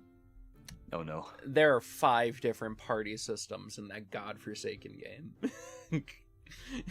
There's Wilds? Yeah, there's like environmental link, there's the other link, you can make a private party, you can make it in the lobby, you can shim your hands. To you. So you can only make one link. Oh, only one link? There's a link. Yeah, I know what you're thinking of though. So there's an environmental link. Oh yeah, where it links up the party link. Yeah, and there's Environmental link is anyone can join your environment. And it's not a party, it's just people in your environment. Yeah. No, party link is like an actual party. Yeah. And whenever I join an activity, they get sent an invite that says they can join. Yeah. Lobby is obviously just like a lobby. Yeah. And then private lobby is private lobby. Yeah. So, I do think that the system is extremely bloated. It doesn't need to be that bloated because it wasn't that bloated in World. But World also had a different multiplayer system, so we gave each other a code and that was it. You know, we just joined on a code. It was easy. Yeah. It was so fucking simple. Mm-hmm. Why can't we just type in passwords like Yeah, and I think the reason that they made it like this is because they saw that an issue with World is that you couldn't play with your friends and then also play with other people in a lobby without doing like an SOS signal. And so they wanted to kind of merge both, where you could be with your friends in a lobby and also a bunch of other people. But they did it very poorly. It's fair. It's fair. But I do think it's bloated. But it is really easy to navigate once you're through the fucking eye-searing, fucking brain-annihilating UI. Yeah, you know what they should have innovated? Their fucking UI system. Yeah. Oh my god, dude, the dial. The fucking... Oh god. The dials are up. Why do I have to? So, on the dial, you know how you can use your D-pad on controller to select between the different radial dials Yeah. for your submenu. Why the fuck? If I press down, why does it not fucking go down? Why does it go left or right? I'm glad that wasn't only me because I was getting pissed off with that. No, yeah, why do you have to go, okay, I want to get to the very bottom of my sub-menu radials, so I have to click left, down, down, right to get to the Guys, bottom one. That makes no fucking sense. guys, it's the team's second game. You gotta give them some slack. Honestly, I feel like they're Picasso already with the brushes. We had better UI in our Roblox games. Well, That's not true. Whose I mean- fault? Whose fault is that for designing better Roblox games? Maybe it's a little true, actually. Listen, you have a bunch of experience across a multitude of games, and you're able to apply that to understand on why something's terrible. Hello. And you're taking all that experience, and we're looking at a certain experience, and we're complaining about it like reasonable people. You know, it's funny whenever I hear someone tell me, like, you don't have any experience in the games industry. I'm like, dude, what the fuck I do, man? What are you talking about? If anything, the moment we started this podcast, or before this podcast, we started gaining more information very rapidly about the games industry that we shouldn't have known. Genuinely, if I hadn't started streaming, I would still be making games. It's the same, honestly. Like, I think the big cutoff for me making games was me going to college and then also streaming. Yeah. Too much just stacked on top of everything. Mm-hmm. Like, I couldn't do all fucking 3, because I was working on games, like... I don't know, it kind of varied, actually. It'd be, like, anywhere from, like, 2 to fucking 8 hours a day with Kazu. Yeah. And then I went to college, I was like, I can't do this, make games, and have a fucking job at the same time. This is horrible. So I just stopped making games because it was the least lucrative at that point. Imagine if we kept making games and we were just making millions off of them like they are now. Yeah, dude, we make the next fucking Adopt Me. That would be fucking insane. I mean, it's highly possible. Now more than ever, it's easier to become a millionaire from Roblox than any other thing. Dude, I still have that, like, halfway done Tycoon that I was working on. listen, I have a game, it's called Blueby Blaster. It's pretty fire, I'm not gonna lie.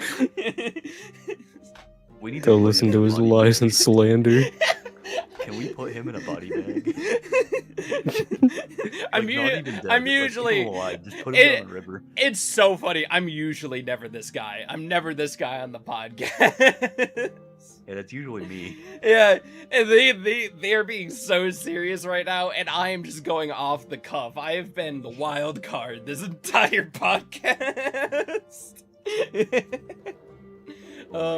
Dude, I will never forget when we were working on that new game on Roblox. Your ass was like, guys, I'll help you, and then you made a single fucking house, and you're like, alright, I'm done. And then Kazu and I were like, well, we can't just leave it fucking sitting here, I guess we'll put it in the game. And I remember the day that update dropped, when Kazu and I were in the game, I had fucking Bullet walk up to me and he went, who the fuck made this house, dude? And I was like, oh, that was Zach. Or, well, I said Fully, because that was his name. Or like, whatever that I was Fully. using at the time. Yeah. I was like, that was Fully. He was like, wait, he actually makes stuff? He isn't just an alt account? I was like, no, dude, he's real. I'm glad my actual appearance was verified to people in the server by one singular house. Yeah. Oh my god. Learned so much about combining assets and everything with that one house. It was so great. Kazu taught me so much with that one house. Man, that house contributed so much and nothing. I remember when Kazu and I learned Blender to fucking make trees and shit. That was horrible. I wanted It's to, pretty bad. I wanted to paint the walls. That's fair. And then eventually I was just like, fuck it, dude. I'm gonna use Blender to make thumbnails and shit. That was actually a lot of fun, making thumbnails with Blender. Honestly, honestly, I feel like the biggest advice we can ever give anybody is that the true way to be a good content creator is try to streamline as much of the process as possible. Always stream to TikTok if you want fast growth gamers. I guarantee you that guy, that deck builder guy over there, he has a dedicated framework for his little thumbnails. I actually do. It's really fun. Yeah, see, look. Sometimes it's inconsistent. Sometimes it's inconsistent, but that's because I experiment with new thumbnails to see if I use that feature on YouTube to see if which one people click on. Oh yeah, like when you go from your right hand to your left hand. Yeah, I understand. What? Nothing, don't worry about it. When you're right, man, you just go for the lefty. It's that feature where they show a bunch of different people your thumbnails, and whichever one gets the most interaction, that becomes the set thumbnail. So some of my thumbnails are like mega fucked. I'm actually kind of happy with some of the things that YouTube is currently trying to experiment with. I'm glad they added that thing where you're forced to put if something is made with AI or not. That was pretty good. They're going to be adding in the future various other tools that can suggest titles that may work better, or it will give you a list of it will just give you recommendations and stuff to improve upon, whether it be title, description, or various other things. But the other things that they're working on cooking with right now that I wanted to talk about is they're actually going to be incorporating other streaming services directly into YouTube TV now. Oh. Cool. So they're Nice. going to be trying to get like Paramount Plus, Max, and Crunchyroll directly through YouTube. Oh yeah. Dude, if that starts getting just included in all that and I can just get it all on YouTube, it's gonna be a yeah. whole new world. If I could just pay for one service like the olden days, it'd be peak. Ugh. Oh, also, I would be streaming on TikTok right now, but I genuinely think that I would get banned again if I streamed the podcast specifically on TikTok because of all the shit we talk about. That's fair. And because I don't know, I just meant like gameplay. I don't want to stream a podcast on there at all. Oh, no, true. because genuinely their TOS is like fucked. Their Yeah. terms of service is like mega fucked. You can't say shit on TikTok. Wow. Like, Yeah, you genuinely, can't Zach, speak no politics. You can't speak no. Zach, if I looked at you right now and I said, Zach, you're a stupid piece of shit, I would get banned on TikTok. Really? Yeah, Wow. it's It very is so- strict. it But is it's sadly the so fastest way for exposure. hmm Also, YouTube added a premium light version. Let me guess. That's with reduced ads.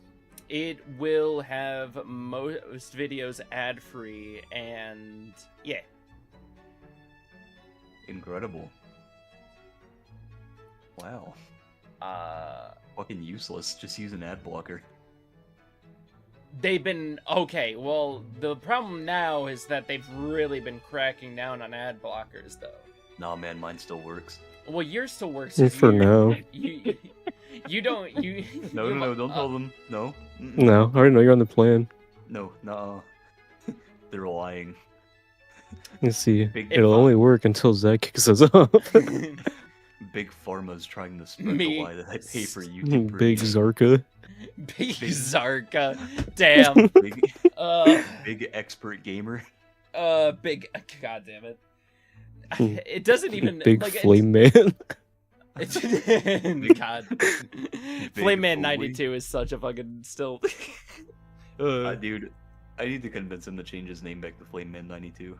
It's a classic.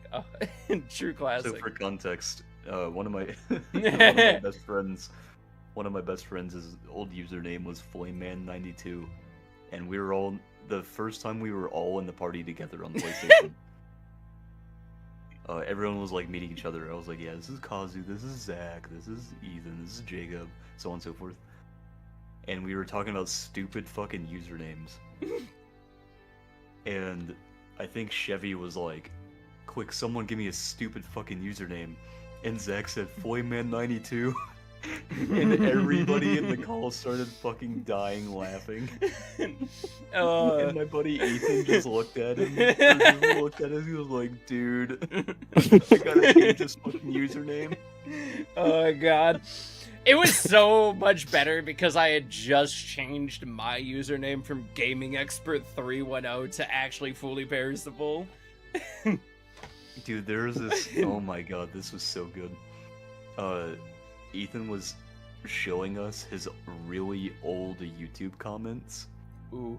Like when he was 12 years old. Ooh. He was commenting on some Shadow the Hedgehog creepypasta video. Oh! And he was like, dude, I can't remember exactly, but it was something along the lines of, you big idiots, you don't know anything about Shadow the Hedgehog. It was just shit like that, and he was like, I don't know why I showed you guys that, but it was so fucking cringe. Oh, God, that's so hilarious. That's a good comment to leave when you're 12. Dude, he ended up deleting all of his comments because all of them were just him being like fucking big baby 12-year-old mad at people. That's hilarious. You stupid Sonic fan freaks. Only children and idiots get mad on the internet. Can confirm, as I am both a child and an idiot. And on the internet. Oh yeah. Now, speaking of things in the real world, not that fake internet place, we got cool shit going on. Like Scientists have bred woolly mice on their journey to bring back the mammoth. It's fucking over. Okay, but No, enters the question. Why do we need the mammoth back? They're thinking actually about introducing it back into Arctic areas, and it will help with climate effects. I like it, but I think they should also be applying it to animals that are currently going extinct. Fair. They are currently testing around with the... Oh, well, to answer Kazu's question, mammoths are technically a source of megafauna. They're technically a living ecosystem that moves around themselves. So they would actually... They would help the environment by being able to circulate and add things to it. So hopefully there would be a knock-on effect, and there would be thriving in ecosystems instead of the rise of things just not being there. Rise, my child.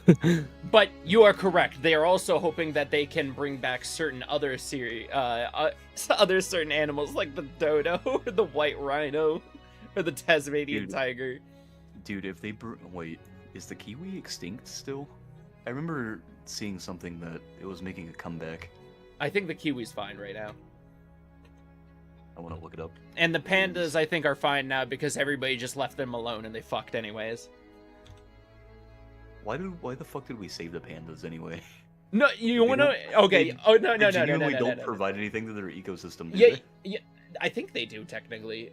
But you know what the funnier thing is, though? Let me preface this with, we should save every animal that we can. But panda is such a weird one. I think for the us to panda prioritize, right? adds something to the ecosystem, but the funnier thing to me is that we tried everything to save them, and then we just left them alone, and then they saved themselves. That's my one problem. Is that like they eat something that can't sustain them for the long term, so it's like... Man, I don't know what to tell you. It's so, like... I don't know, man. We're working on stuff here. The kiwi has roughly 68,000 members of its species left, and that number is decreasing by 2% every year. Ooh. So 2% of 68,000.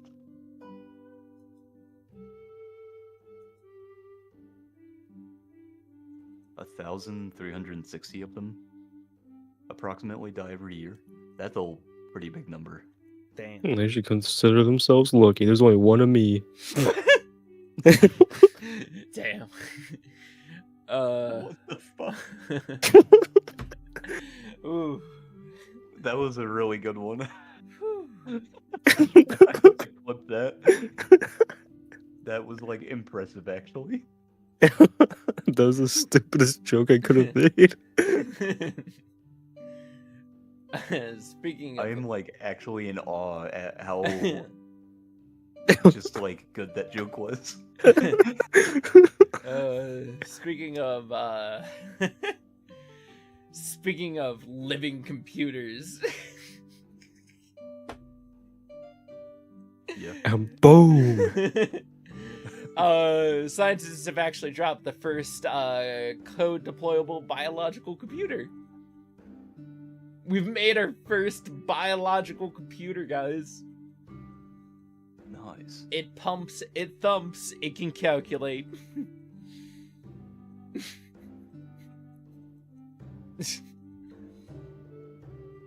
Dude, is the wind just throwing the chairs all over the porch right now? What is happening? Other than that, I don't have anything else to talk about. I got some things. No. Alright, what do you got? Where's my opera? There Oh, it is. obviously we need to talk about Solo Leveling and how it just keeps being the best anime of all time. Okay, I actually have a criticism. Huh. That newest episode with his mom, Yeah? I felt like the build-up wasn't that great. I feel like they could have done the build-up better. Why? But it was a good episode. It was a good episode. Why And could by- why could they have done the build up better? I feel like it was kind of... It felt less like a main plot point and more like a side plot that was kind of tacked on. I mean, it is. And I feel like the webtoon probably does that way better. it at doesn't. showcasing like... It's also a does it not? side thing. Oh really? Oh Yeah. shit. Okay. It's a side quest technically. It becomes. Hmm. It even is given to him as a side quest technically. Because my criticism of it is that it should have been fleshed out more and made more important, because he, the main character, portrays it as as it being the only reason that he became a hunter was to help his mom. But then it kind of ends up being like put on the back burner and you forget about it for a couple episodes before being reminded of it He- in like an offhand comment or something. He had to be a hunter because he was constantly paying for the medical bills for his mom and putting his sister through school. Yeah, but the main thing was like the mom stuff, because he could have just worked like an ordinary job for just his sister, True. but because the mom was in a hospitalized, he disease was that like- she was constantly hospitalized. Yeah. like he had to become a hunter for his mom. Yeah. Because it More was the best specifically. money he could get at the Yeah. time. But my criticism is I expected it to be like a more emotional moment. But when it came up, it felt like it didn't really hit as hard as it should have. And I think it was because of the confliction between what happened in the episode prior versus what happened when he was able to save his mom. You know, like there's that, it's just like almost 20 minutes of nonstop fighting. And then we get to that moment, and it's like maybe 5 minutes of that moment. And you're like, damn, this feels like it should have been its entire own episode. I thought we lived in that moment for a long time, and that was a mass majority of the episode. I think it was about 5-ish minutes. I over-exaggerated the length of the fight. The fight was more like maybe 12, 15 minutes of him like getting to the final boss of the tower. But it was like right after that, it was about a minute of him getting the elixir and then running back to his mom. And then from that point, it was about 5, maybe 8 minutes of him with his mom. I don't when know. I felt like it should have been a whole 24. I don't know, because every motion that I felt from his face and everything, I felt it conveyed everything that I wanted it to, and I really got in depth with it. They conveyed the emotion on the characters really well. I agree with that. I just think that the emotional impact it may have intended to have on the viewer was not as impactful as it should have been. It kind of reminded me of what's a good example? What's an anime we both watched where we were both like, yeah, this was good, but this one part didn't hit as much as it should have.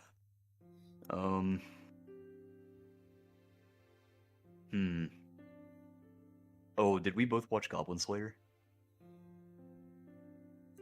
I've seen a couple of episodes, but Fuck.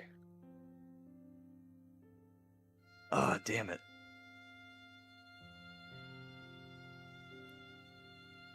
I'll have to think of one for later. And then I'll, like, mention it. Or maybe not. It probably doesn't matter that much. I think in a series where everything has been such a breakneck pace, the time that it gives in that specific scene and how long I feel that scene takes to sit with the viewer is perfectly within what I was expecting it to be. It felt like... I think the author of Solo Leveling has mastered the art of, like, a power fantasy dynamic. Because Solo Leveling is probably one of my, like, top 5 power fantasy anime that I've seen. Yeah. But I think that trade-off comes with the author not being... How do I word this? Like, because they're an expert in that category, they're not lacking really in expert others. in, like, the... Yes, Yeah, I exactly, understand where yeah, you're coming yeah. from. Yeah. Like how in, for example, in ReZero. ReZero is really good at the emotional impact, Okay. but it's not very good at the action, and, like, there's not a whole lot of action in ReZero. My problem is that you watch a lot of emotional things. From a power fantasy standpoint, the scene it delivers is way above what I expected. This is true. I do watch a lot of anime with more emotional plot lines. I think you're expecting, like, deep emotions and cuts and everything, but from the actual story you're getting, I think it's a deep emotional cut for where you... To have Jinwoo go through all this experience, and the person who finally breaks his facade is his mom. Mm-hmm. Oh no, like, the episode was still great. It was Yeah. still, like, I gave it, like, a fucking 8 out of 10. I think it plays all perfectly well. I just think from your standpoint, you're coming at it from an experience of how much emotional things you've seen from other things that have done it so much more raw. Yeah, like, it's a power fantasy anime. Like, it's not gonna do everything. No one does everything perfectly, obviously. No. My expectation for the catharsis that he would have from, or even the catharsis that I would have from seeing him complete the one thing that started the whole anime, and I guess also the webtoon, I felt it. I kind of wanted it to have, like, a more emotional impact on the viewer. You know, That like, imagine if when you're that scene hits, everybody cried. You're wrong. That's not what started the show. Oh, he Him needed going to become a into- hunter to save his mom, right? Well, I mean, that putting might his sister in no. school aside, because he could theoretically get another That's- job to put that- his sister in school. No. You basically you're looking at basically that's just his character description. The basic thing that pushes Solo Leveling forward is the moment that he dies in that gate. Yeah, That's it. and experiences his awakening. Yeah. Well, that isn't like what starts. That's not like what starts his. Well, it starts his journey, but Yes. That is that starts like a different journey. Like, his mom being put in the hospital started his journey as a hunter. what I'm telling and you then- is basically he was a clerk at a gas station, and then bam, Yeah. he's the isekai person now. Yeah, It started when he became the isekai person. but And that was when he died in that gate. but he wouldn't be a hunter without his mom being in the hospital. Because he even says in that episode, the only reason I became a hunter was to get this. to do this, and now I finally have it. And so when he gets to the hospital, he has that moment of catharsis, but I didn't really have that moment of catharsis because I didn't have a whole lot of time. He was with the character. screaming about wanting more power on that pedestal before he died. Oh, well, I mean, yeah, because, you know, if he dies, then his mom is fucked and his sister's fucked too. So, you know, I can kind of understand that. And also, he was tired of being weak, which, like, you know, I feel like a lot of people, if offered the ability to just have the power to do what they want to do and need to do, they would take it. I know what truly is driving every force behind the entire story. But that's not here yet. That's a season 3 solo leveling. Are you talking about like the OG Monarch? The one Yeah. who gave him his powers and shit? We start getting into like actual wars and things later on that we. Yeah. And also the reason why the system is censoring people and shit. So Yeah. that he doesn't understand what's going on. Yeah. Yeah. I know a little bit. I don't know all of it. Yeah. We have. Like the only stuff I know is like shit from TikTok and Twitter. So. Yeah. We have other things that we have to play with and what's actually going on with the world. Which, for what it's worth, I want you to know that this is a 9 out of 10 for me. It's damn near a 10 out of 10. Oh no, I understand. can't give it a 10 out of 10 until I finish it though.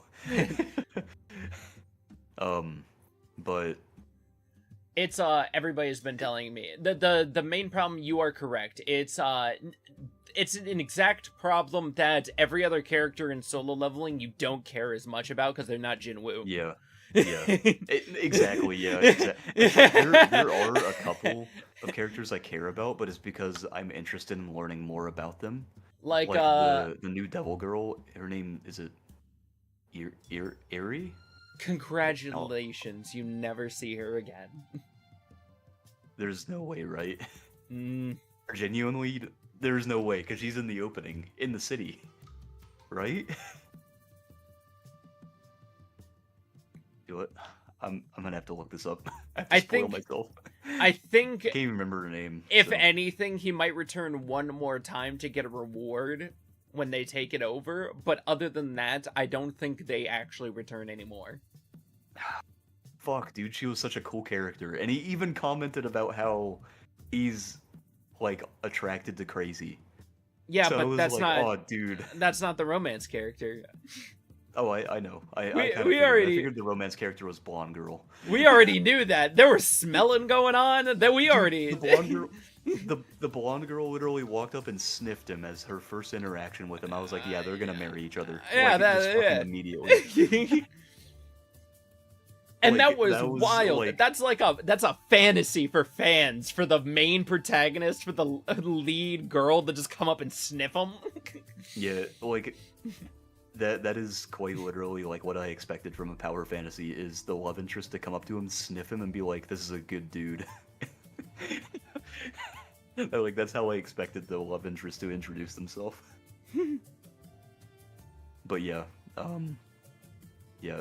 Like, all of solo leveling has been fucking incredible so far. It's just that one scene I felt like I was criticizing a little harsher than anything else because it's like the emotional impact is like the one thing that I really strive to feel from anime, which is why ReZero is so big for me. Okay. Separate emotional impact from the from solo leveling. How did you feel in any of those fights? Like when he turned the ogres against themselves? The ogre fight was cool as fuck. Dude, I was so hyped. Oh my god. And when the hunters found out that he was that strong, I was like, dude, it's fucking over, bro. Everyone's gonna be like, this dude can just whoop my ass in 2 seconds flat.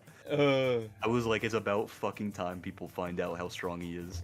Dude, that was good catharsis. That felt good. Yeah, that see, was great. The when it needs to do it right, it'll give you what you need.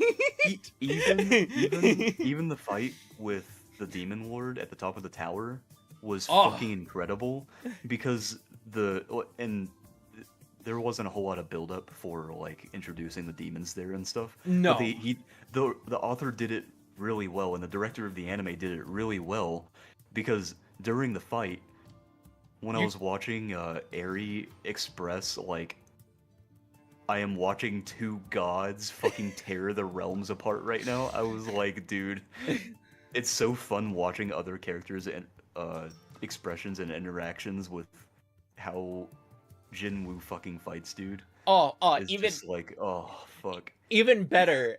You know what's funny is that his summons are going to get more emotional development as characters than some of the characters within the manga. Yeah, I within saw the show. fucking big boy over there drag the goddamn dragon. Oh, corpse do over to him. you love And I how? was like, okay. Do you love how Tank like, you Speed gets just so can think giddy? Dude, I was like, alright, man, could just think for himself now, I guess. Oh god, I love Tank so much. Just drags the dragon over, and I'm like, yeah, the mount, yes. No, it's funny because I thought that they were all just mindless minions Nope. until he summoned Tank, and then Tank and what's the other one's name? The skinny one? Oh god, damn it. Why didn't he just give them their original names? That's actually another criticism I had. It's a criticism that doesn't fucking matter. But why didn't he just give them their original names? Oh god. Dude, their original names were so cool. Yeah. Well, except for Tank. Tank's name was like fucking whatever. It was like fucking what? Like fucking Dingle Boy or some shit. Tingle Boy. God. Tingle Boy. Igris. Igris, yeah. Igris is cool. Igris like is Igris. solid. Love Igris. Also, Igris looks really similar to the demon soldiers that he fought. What, the ones that he With Eri in them. Specifically the armor. Like, Igris's armor looks really similar to demon armor. Alright. minor territory here. Is Igris fucking 12 years old? No. You remember how you were like, you remember how you were like the original monarch and everything?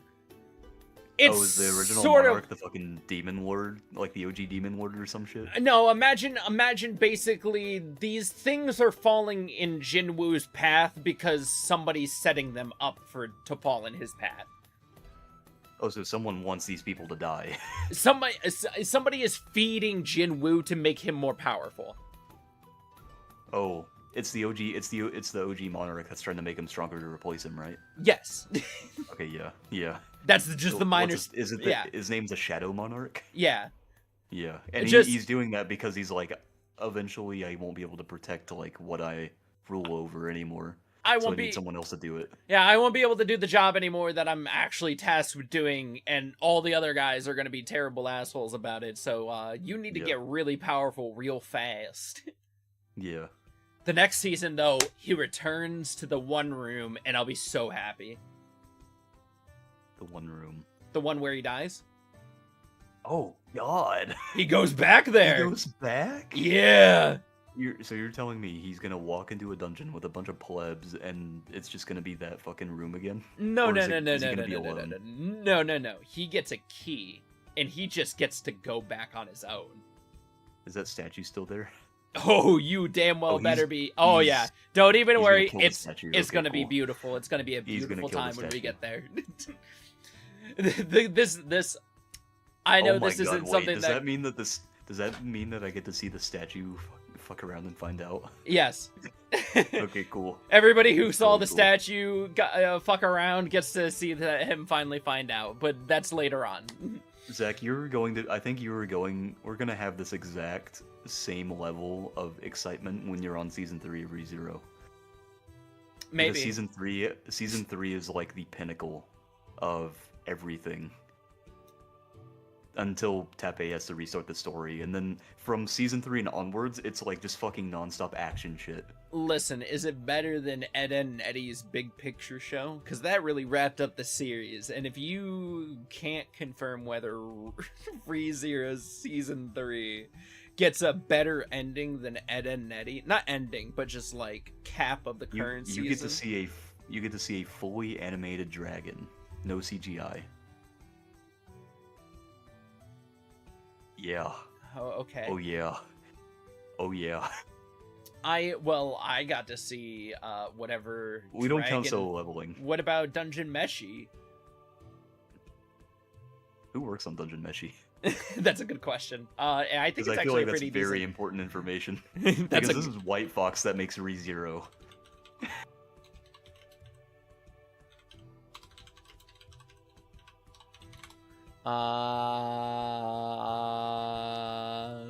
You know, I don't even have to look it up. I can just go on my anime list. Oh, it's Studio Trigger. that actually explains so much. Oh god, it does explain a lot. Oh god. Oh yeah. You're looking at it and you're like, oh yeah, this makes sense. Yeah. And to put this in perspective, White Fox is not a studio that makes action anime, obviously, which is why there's CGI in ReZero. Listen, They're also not a very big studio, so it's like, you know, but dude, season 3 is fucking insane. It's some of the best animation I've ever. It's like on par with Jujutsu Kaisen, like final fight animation and shit. It's fucking wild. I'm gonna be honest. I was kind of underwhelmed by Jujutsu Kaisen while I was watching it. I hear that a lot. Yeah, I also, well, I don't hear it a lot, but it's like a. I feel like that's kind of a normal take. Yeah. I know it's not a. I know it's like trying to tell a very delicate story and everything, and I hate to compare it, but I feel like I look at the fights of Solo Leveling. Like I love the fights of Jujutsu Kaisen and everything, but I think that's because I think it's because power fantasies are like really good about demonstrating the power. yeah. I think you really like power fantasies as opposed to like the regular action anime where they have to like make it not so one-sided, I guess. Maybe like, that's not how I wanted to phrase it. Because in Solo Leveling, the fights are choreographed really well, but they're also hype as fuck because in Power Fantasies they introduce you a character that you can only root for because the base level of the character is always I suck like shit. or fighting in Fire Force has always gotten me. I like the choreography in Fire Force. Fire Force is pretty good. Didn't Studio Trigger also make that? Hold on. This is gonna be really bad if it's also Studio Trigger.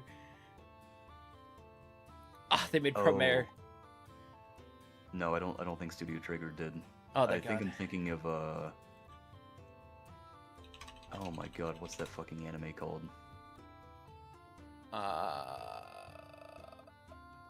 He's got a blue-haired boy in it. I can't remember his name though. Soul Eater. No. Oh, sorry. Didn't they make Bungo Stray Dogs or something too? I I can't remember. David Productions. I know they made Kill la Kill, and also Cyberpunk Edge Runners. Oh, they've actually. And Darling in the Franxx. Let's see. Ooh, okay. David Productions has made a couple of things, like JoJo.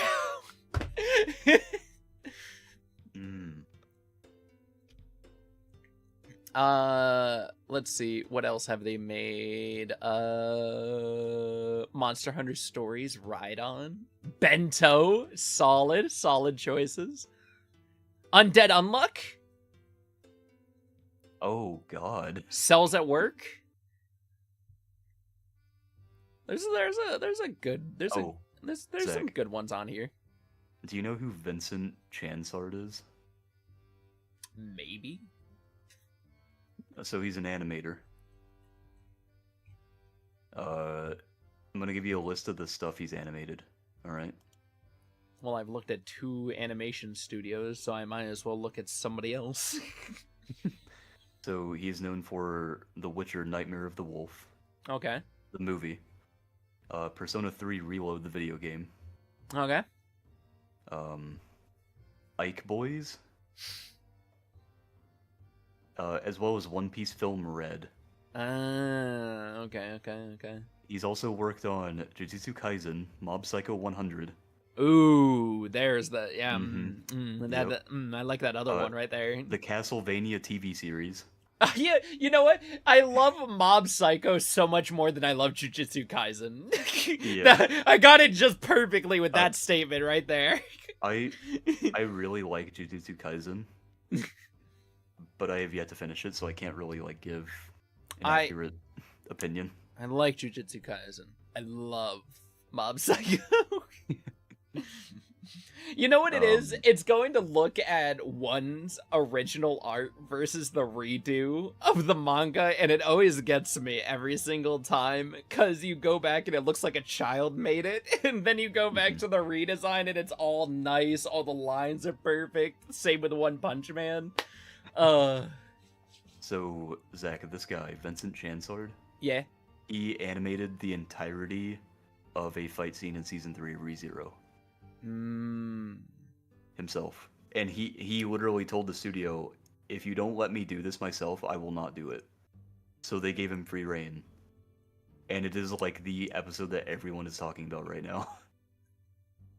Listen. It's fucking nuts. Listen. Yeah.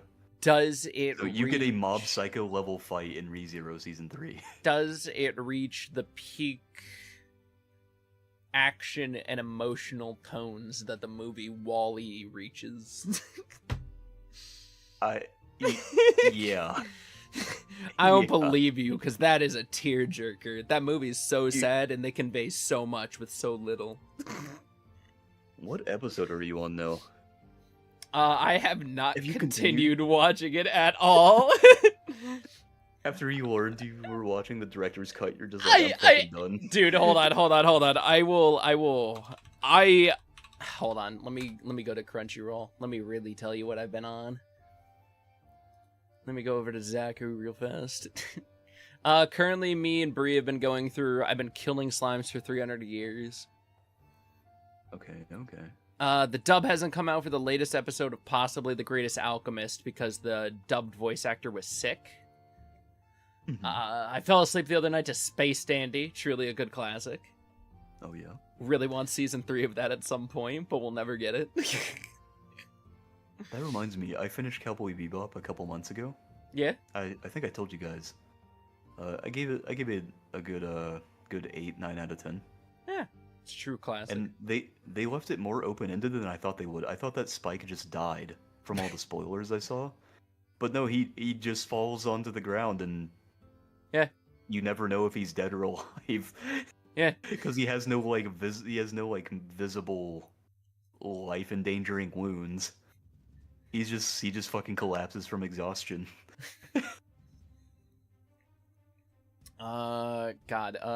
We just got done with God of High School. Actually enjoyed.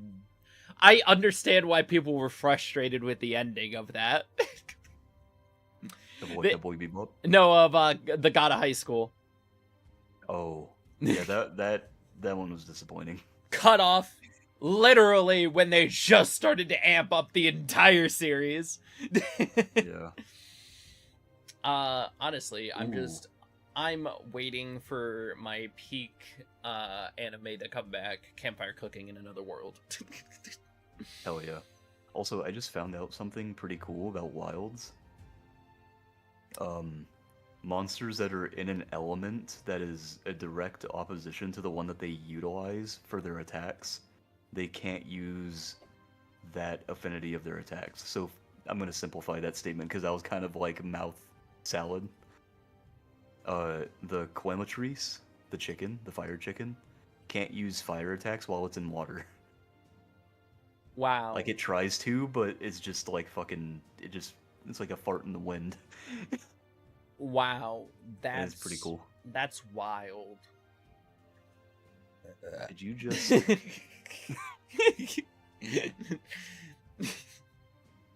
wild, man.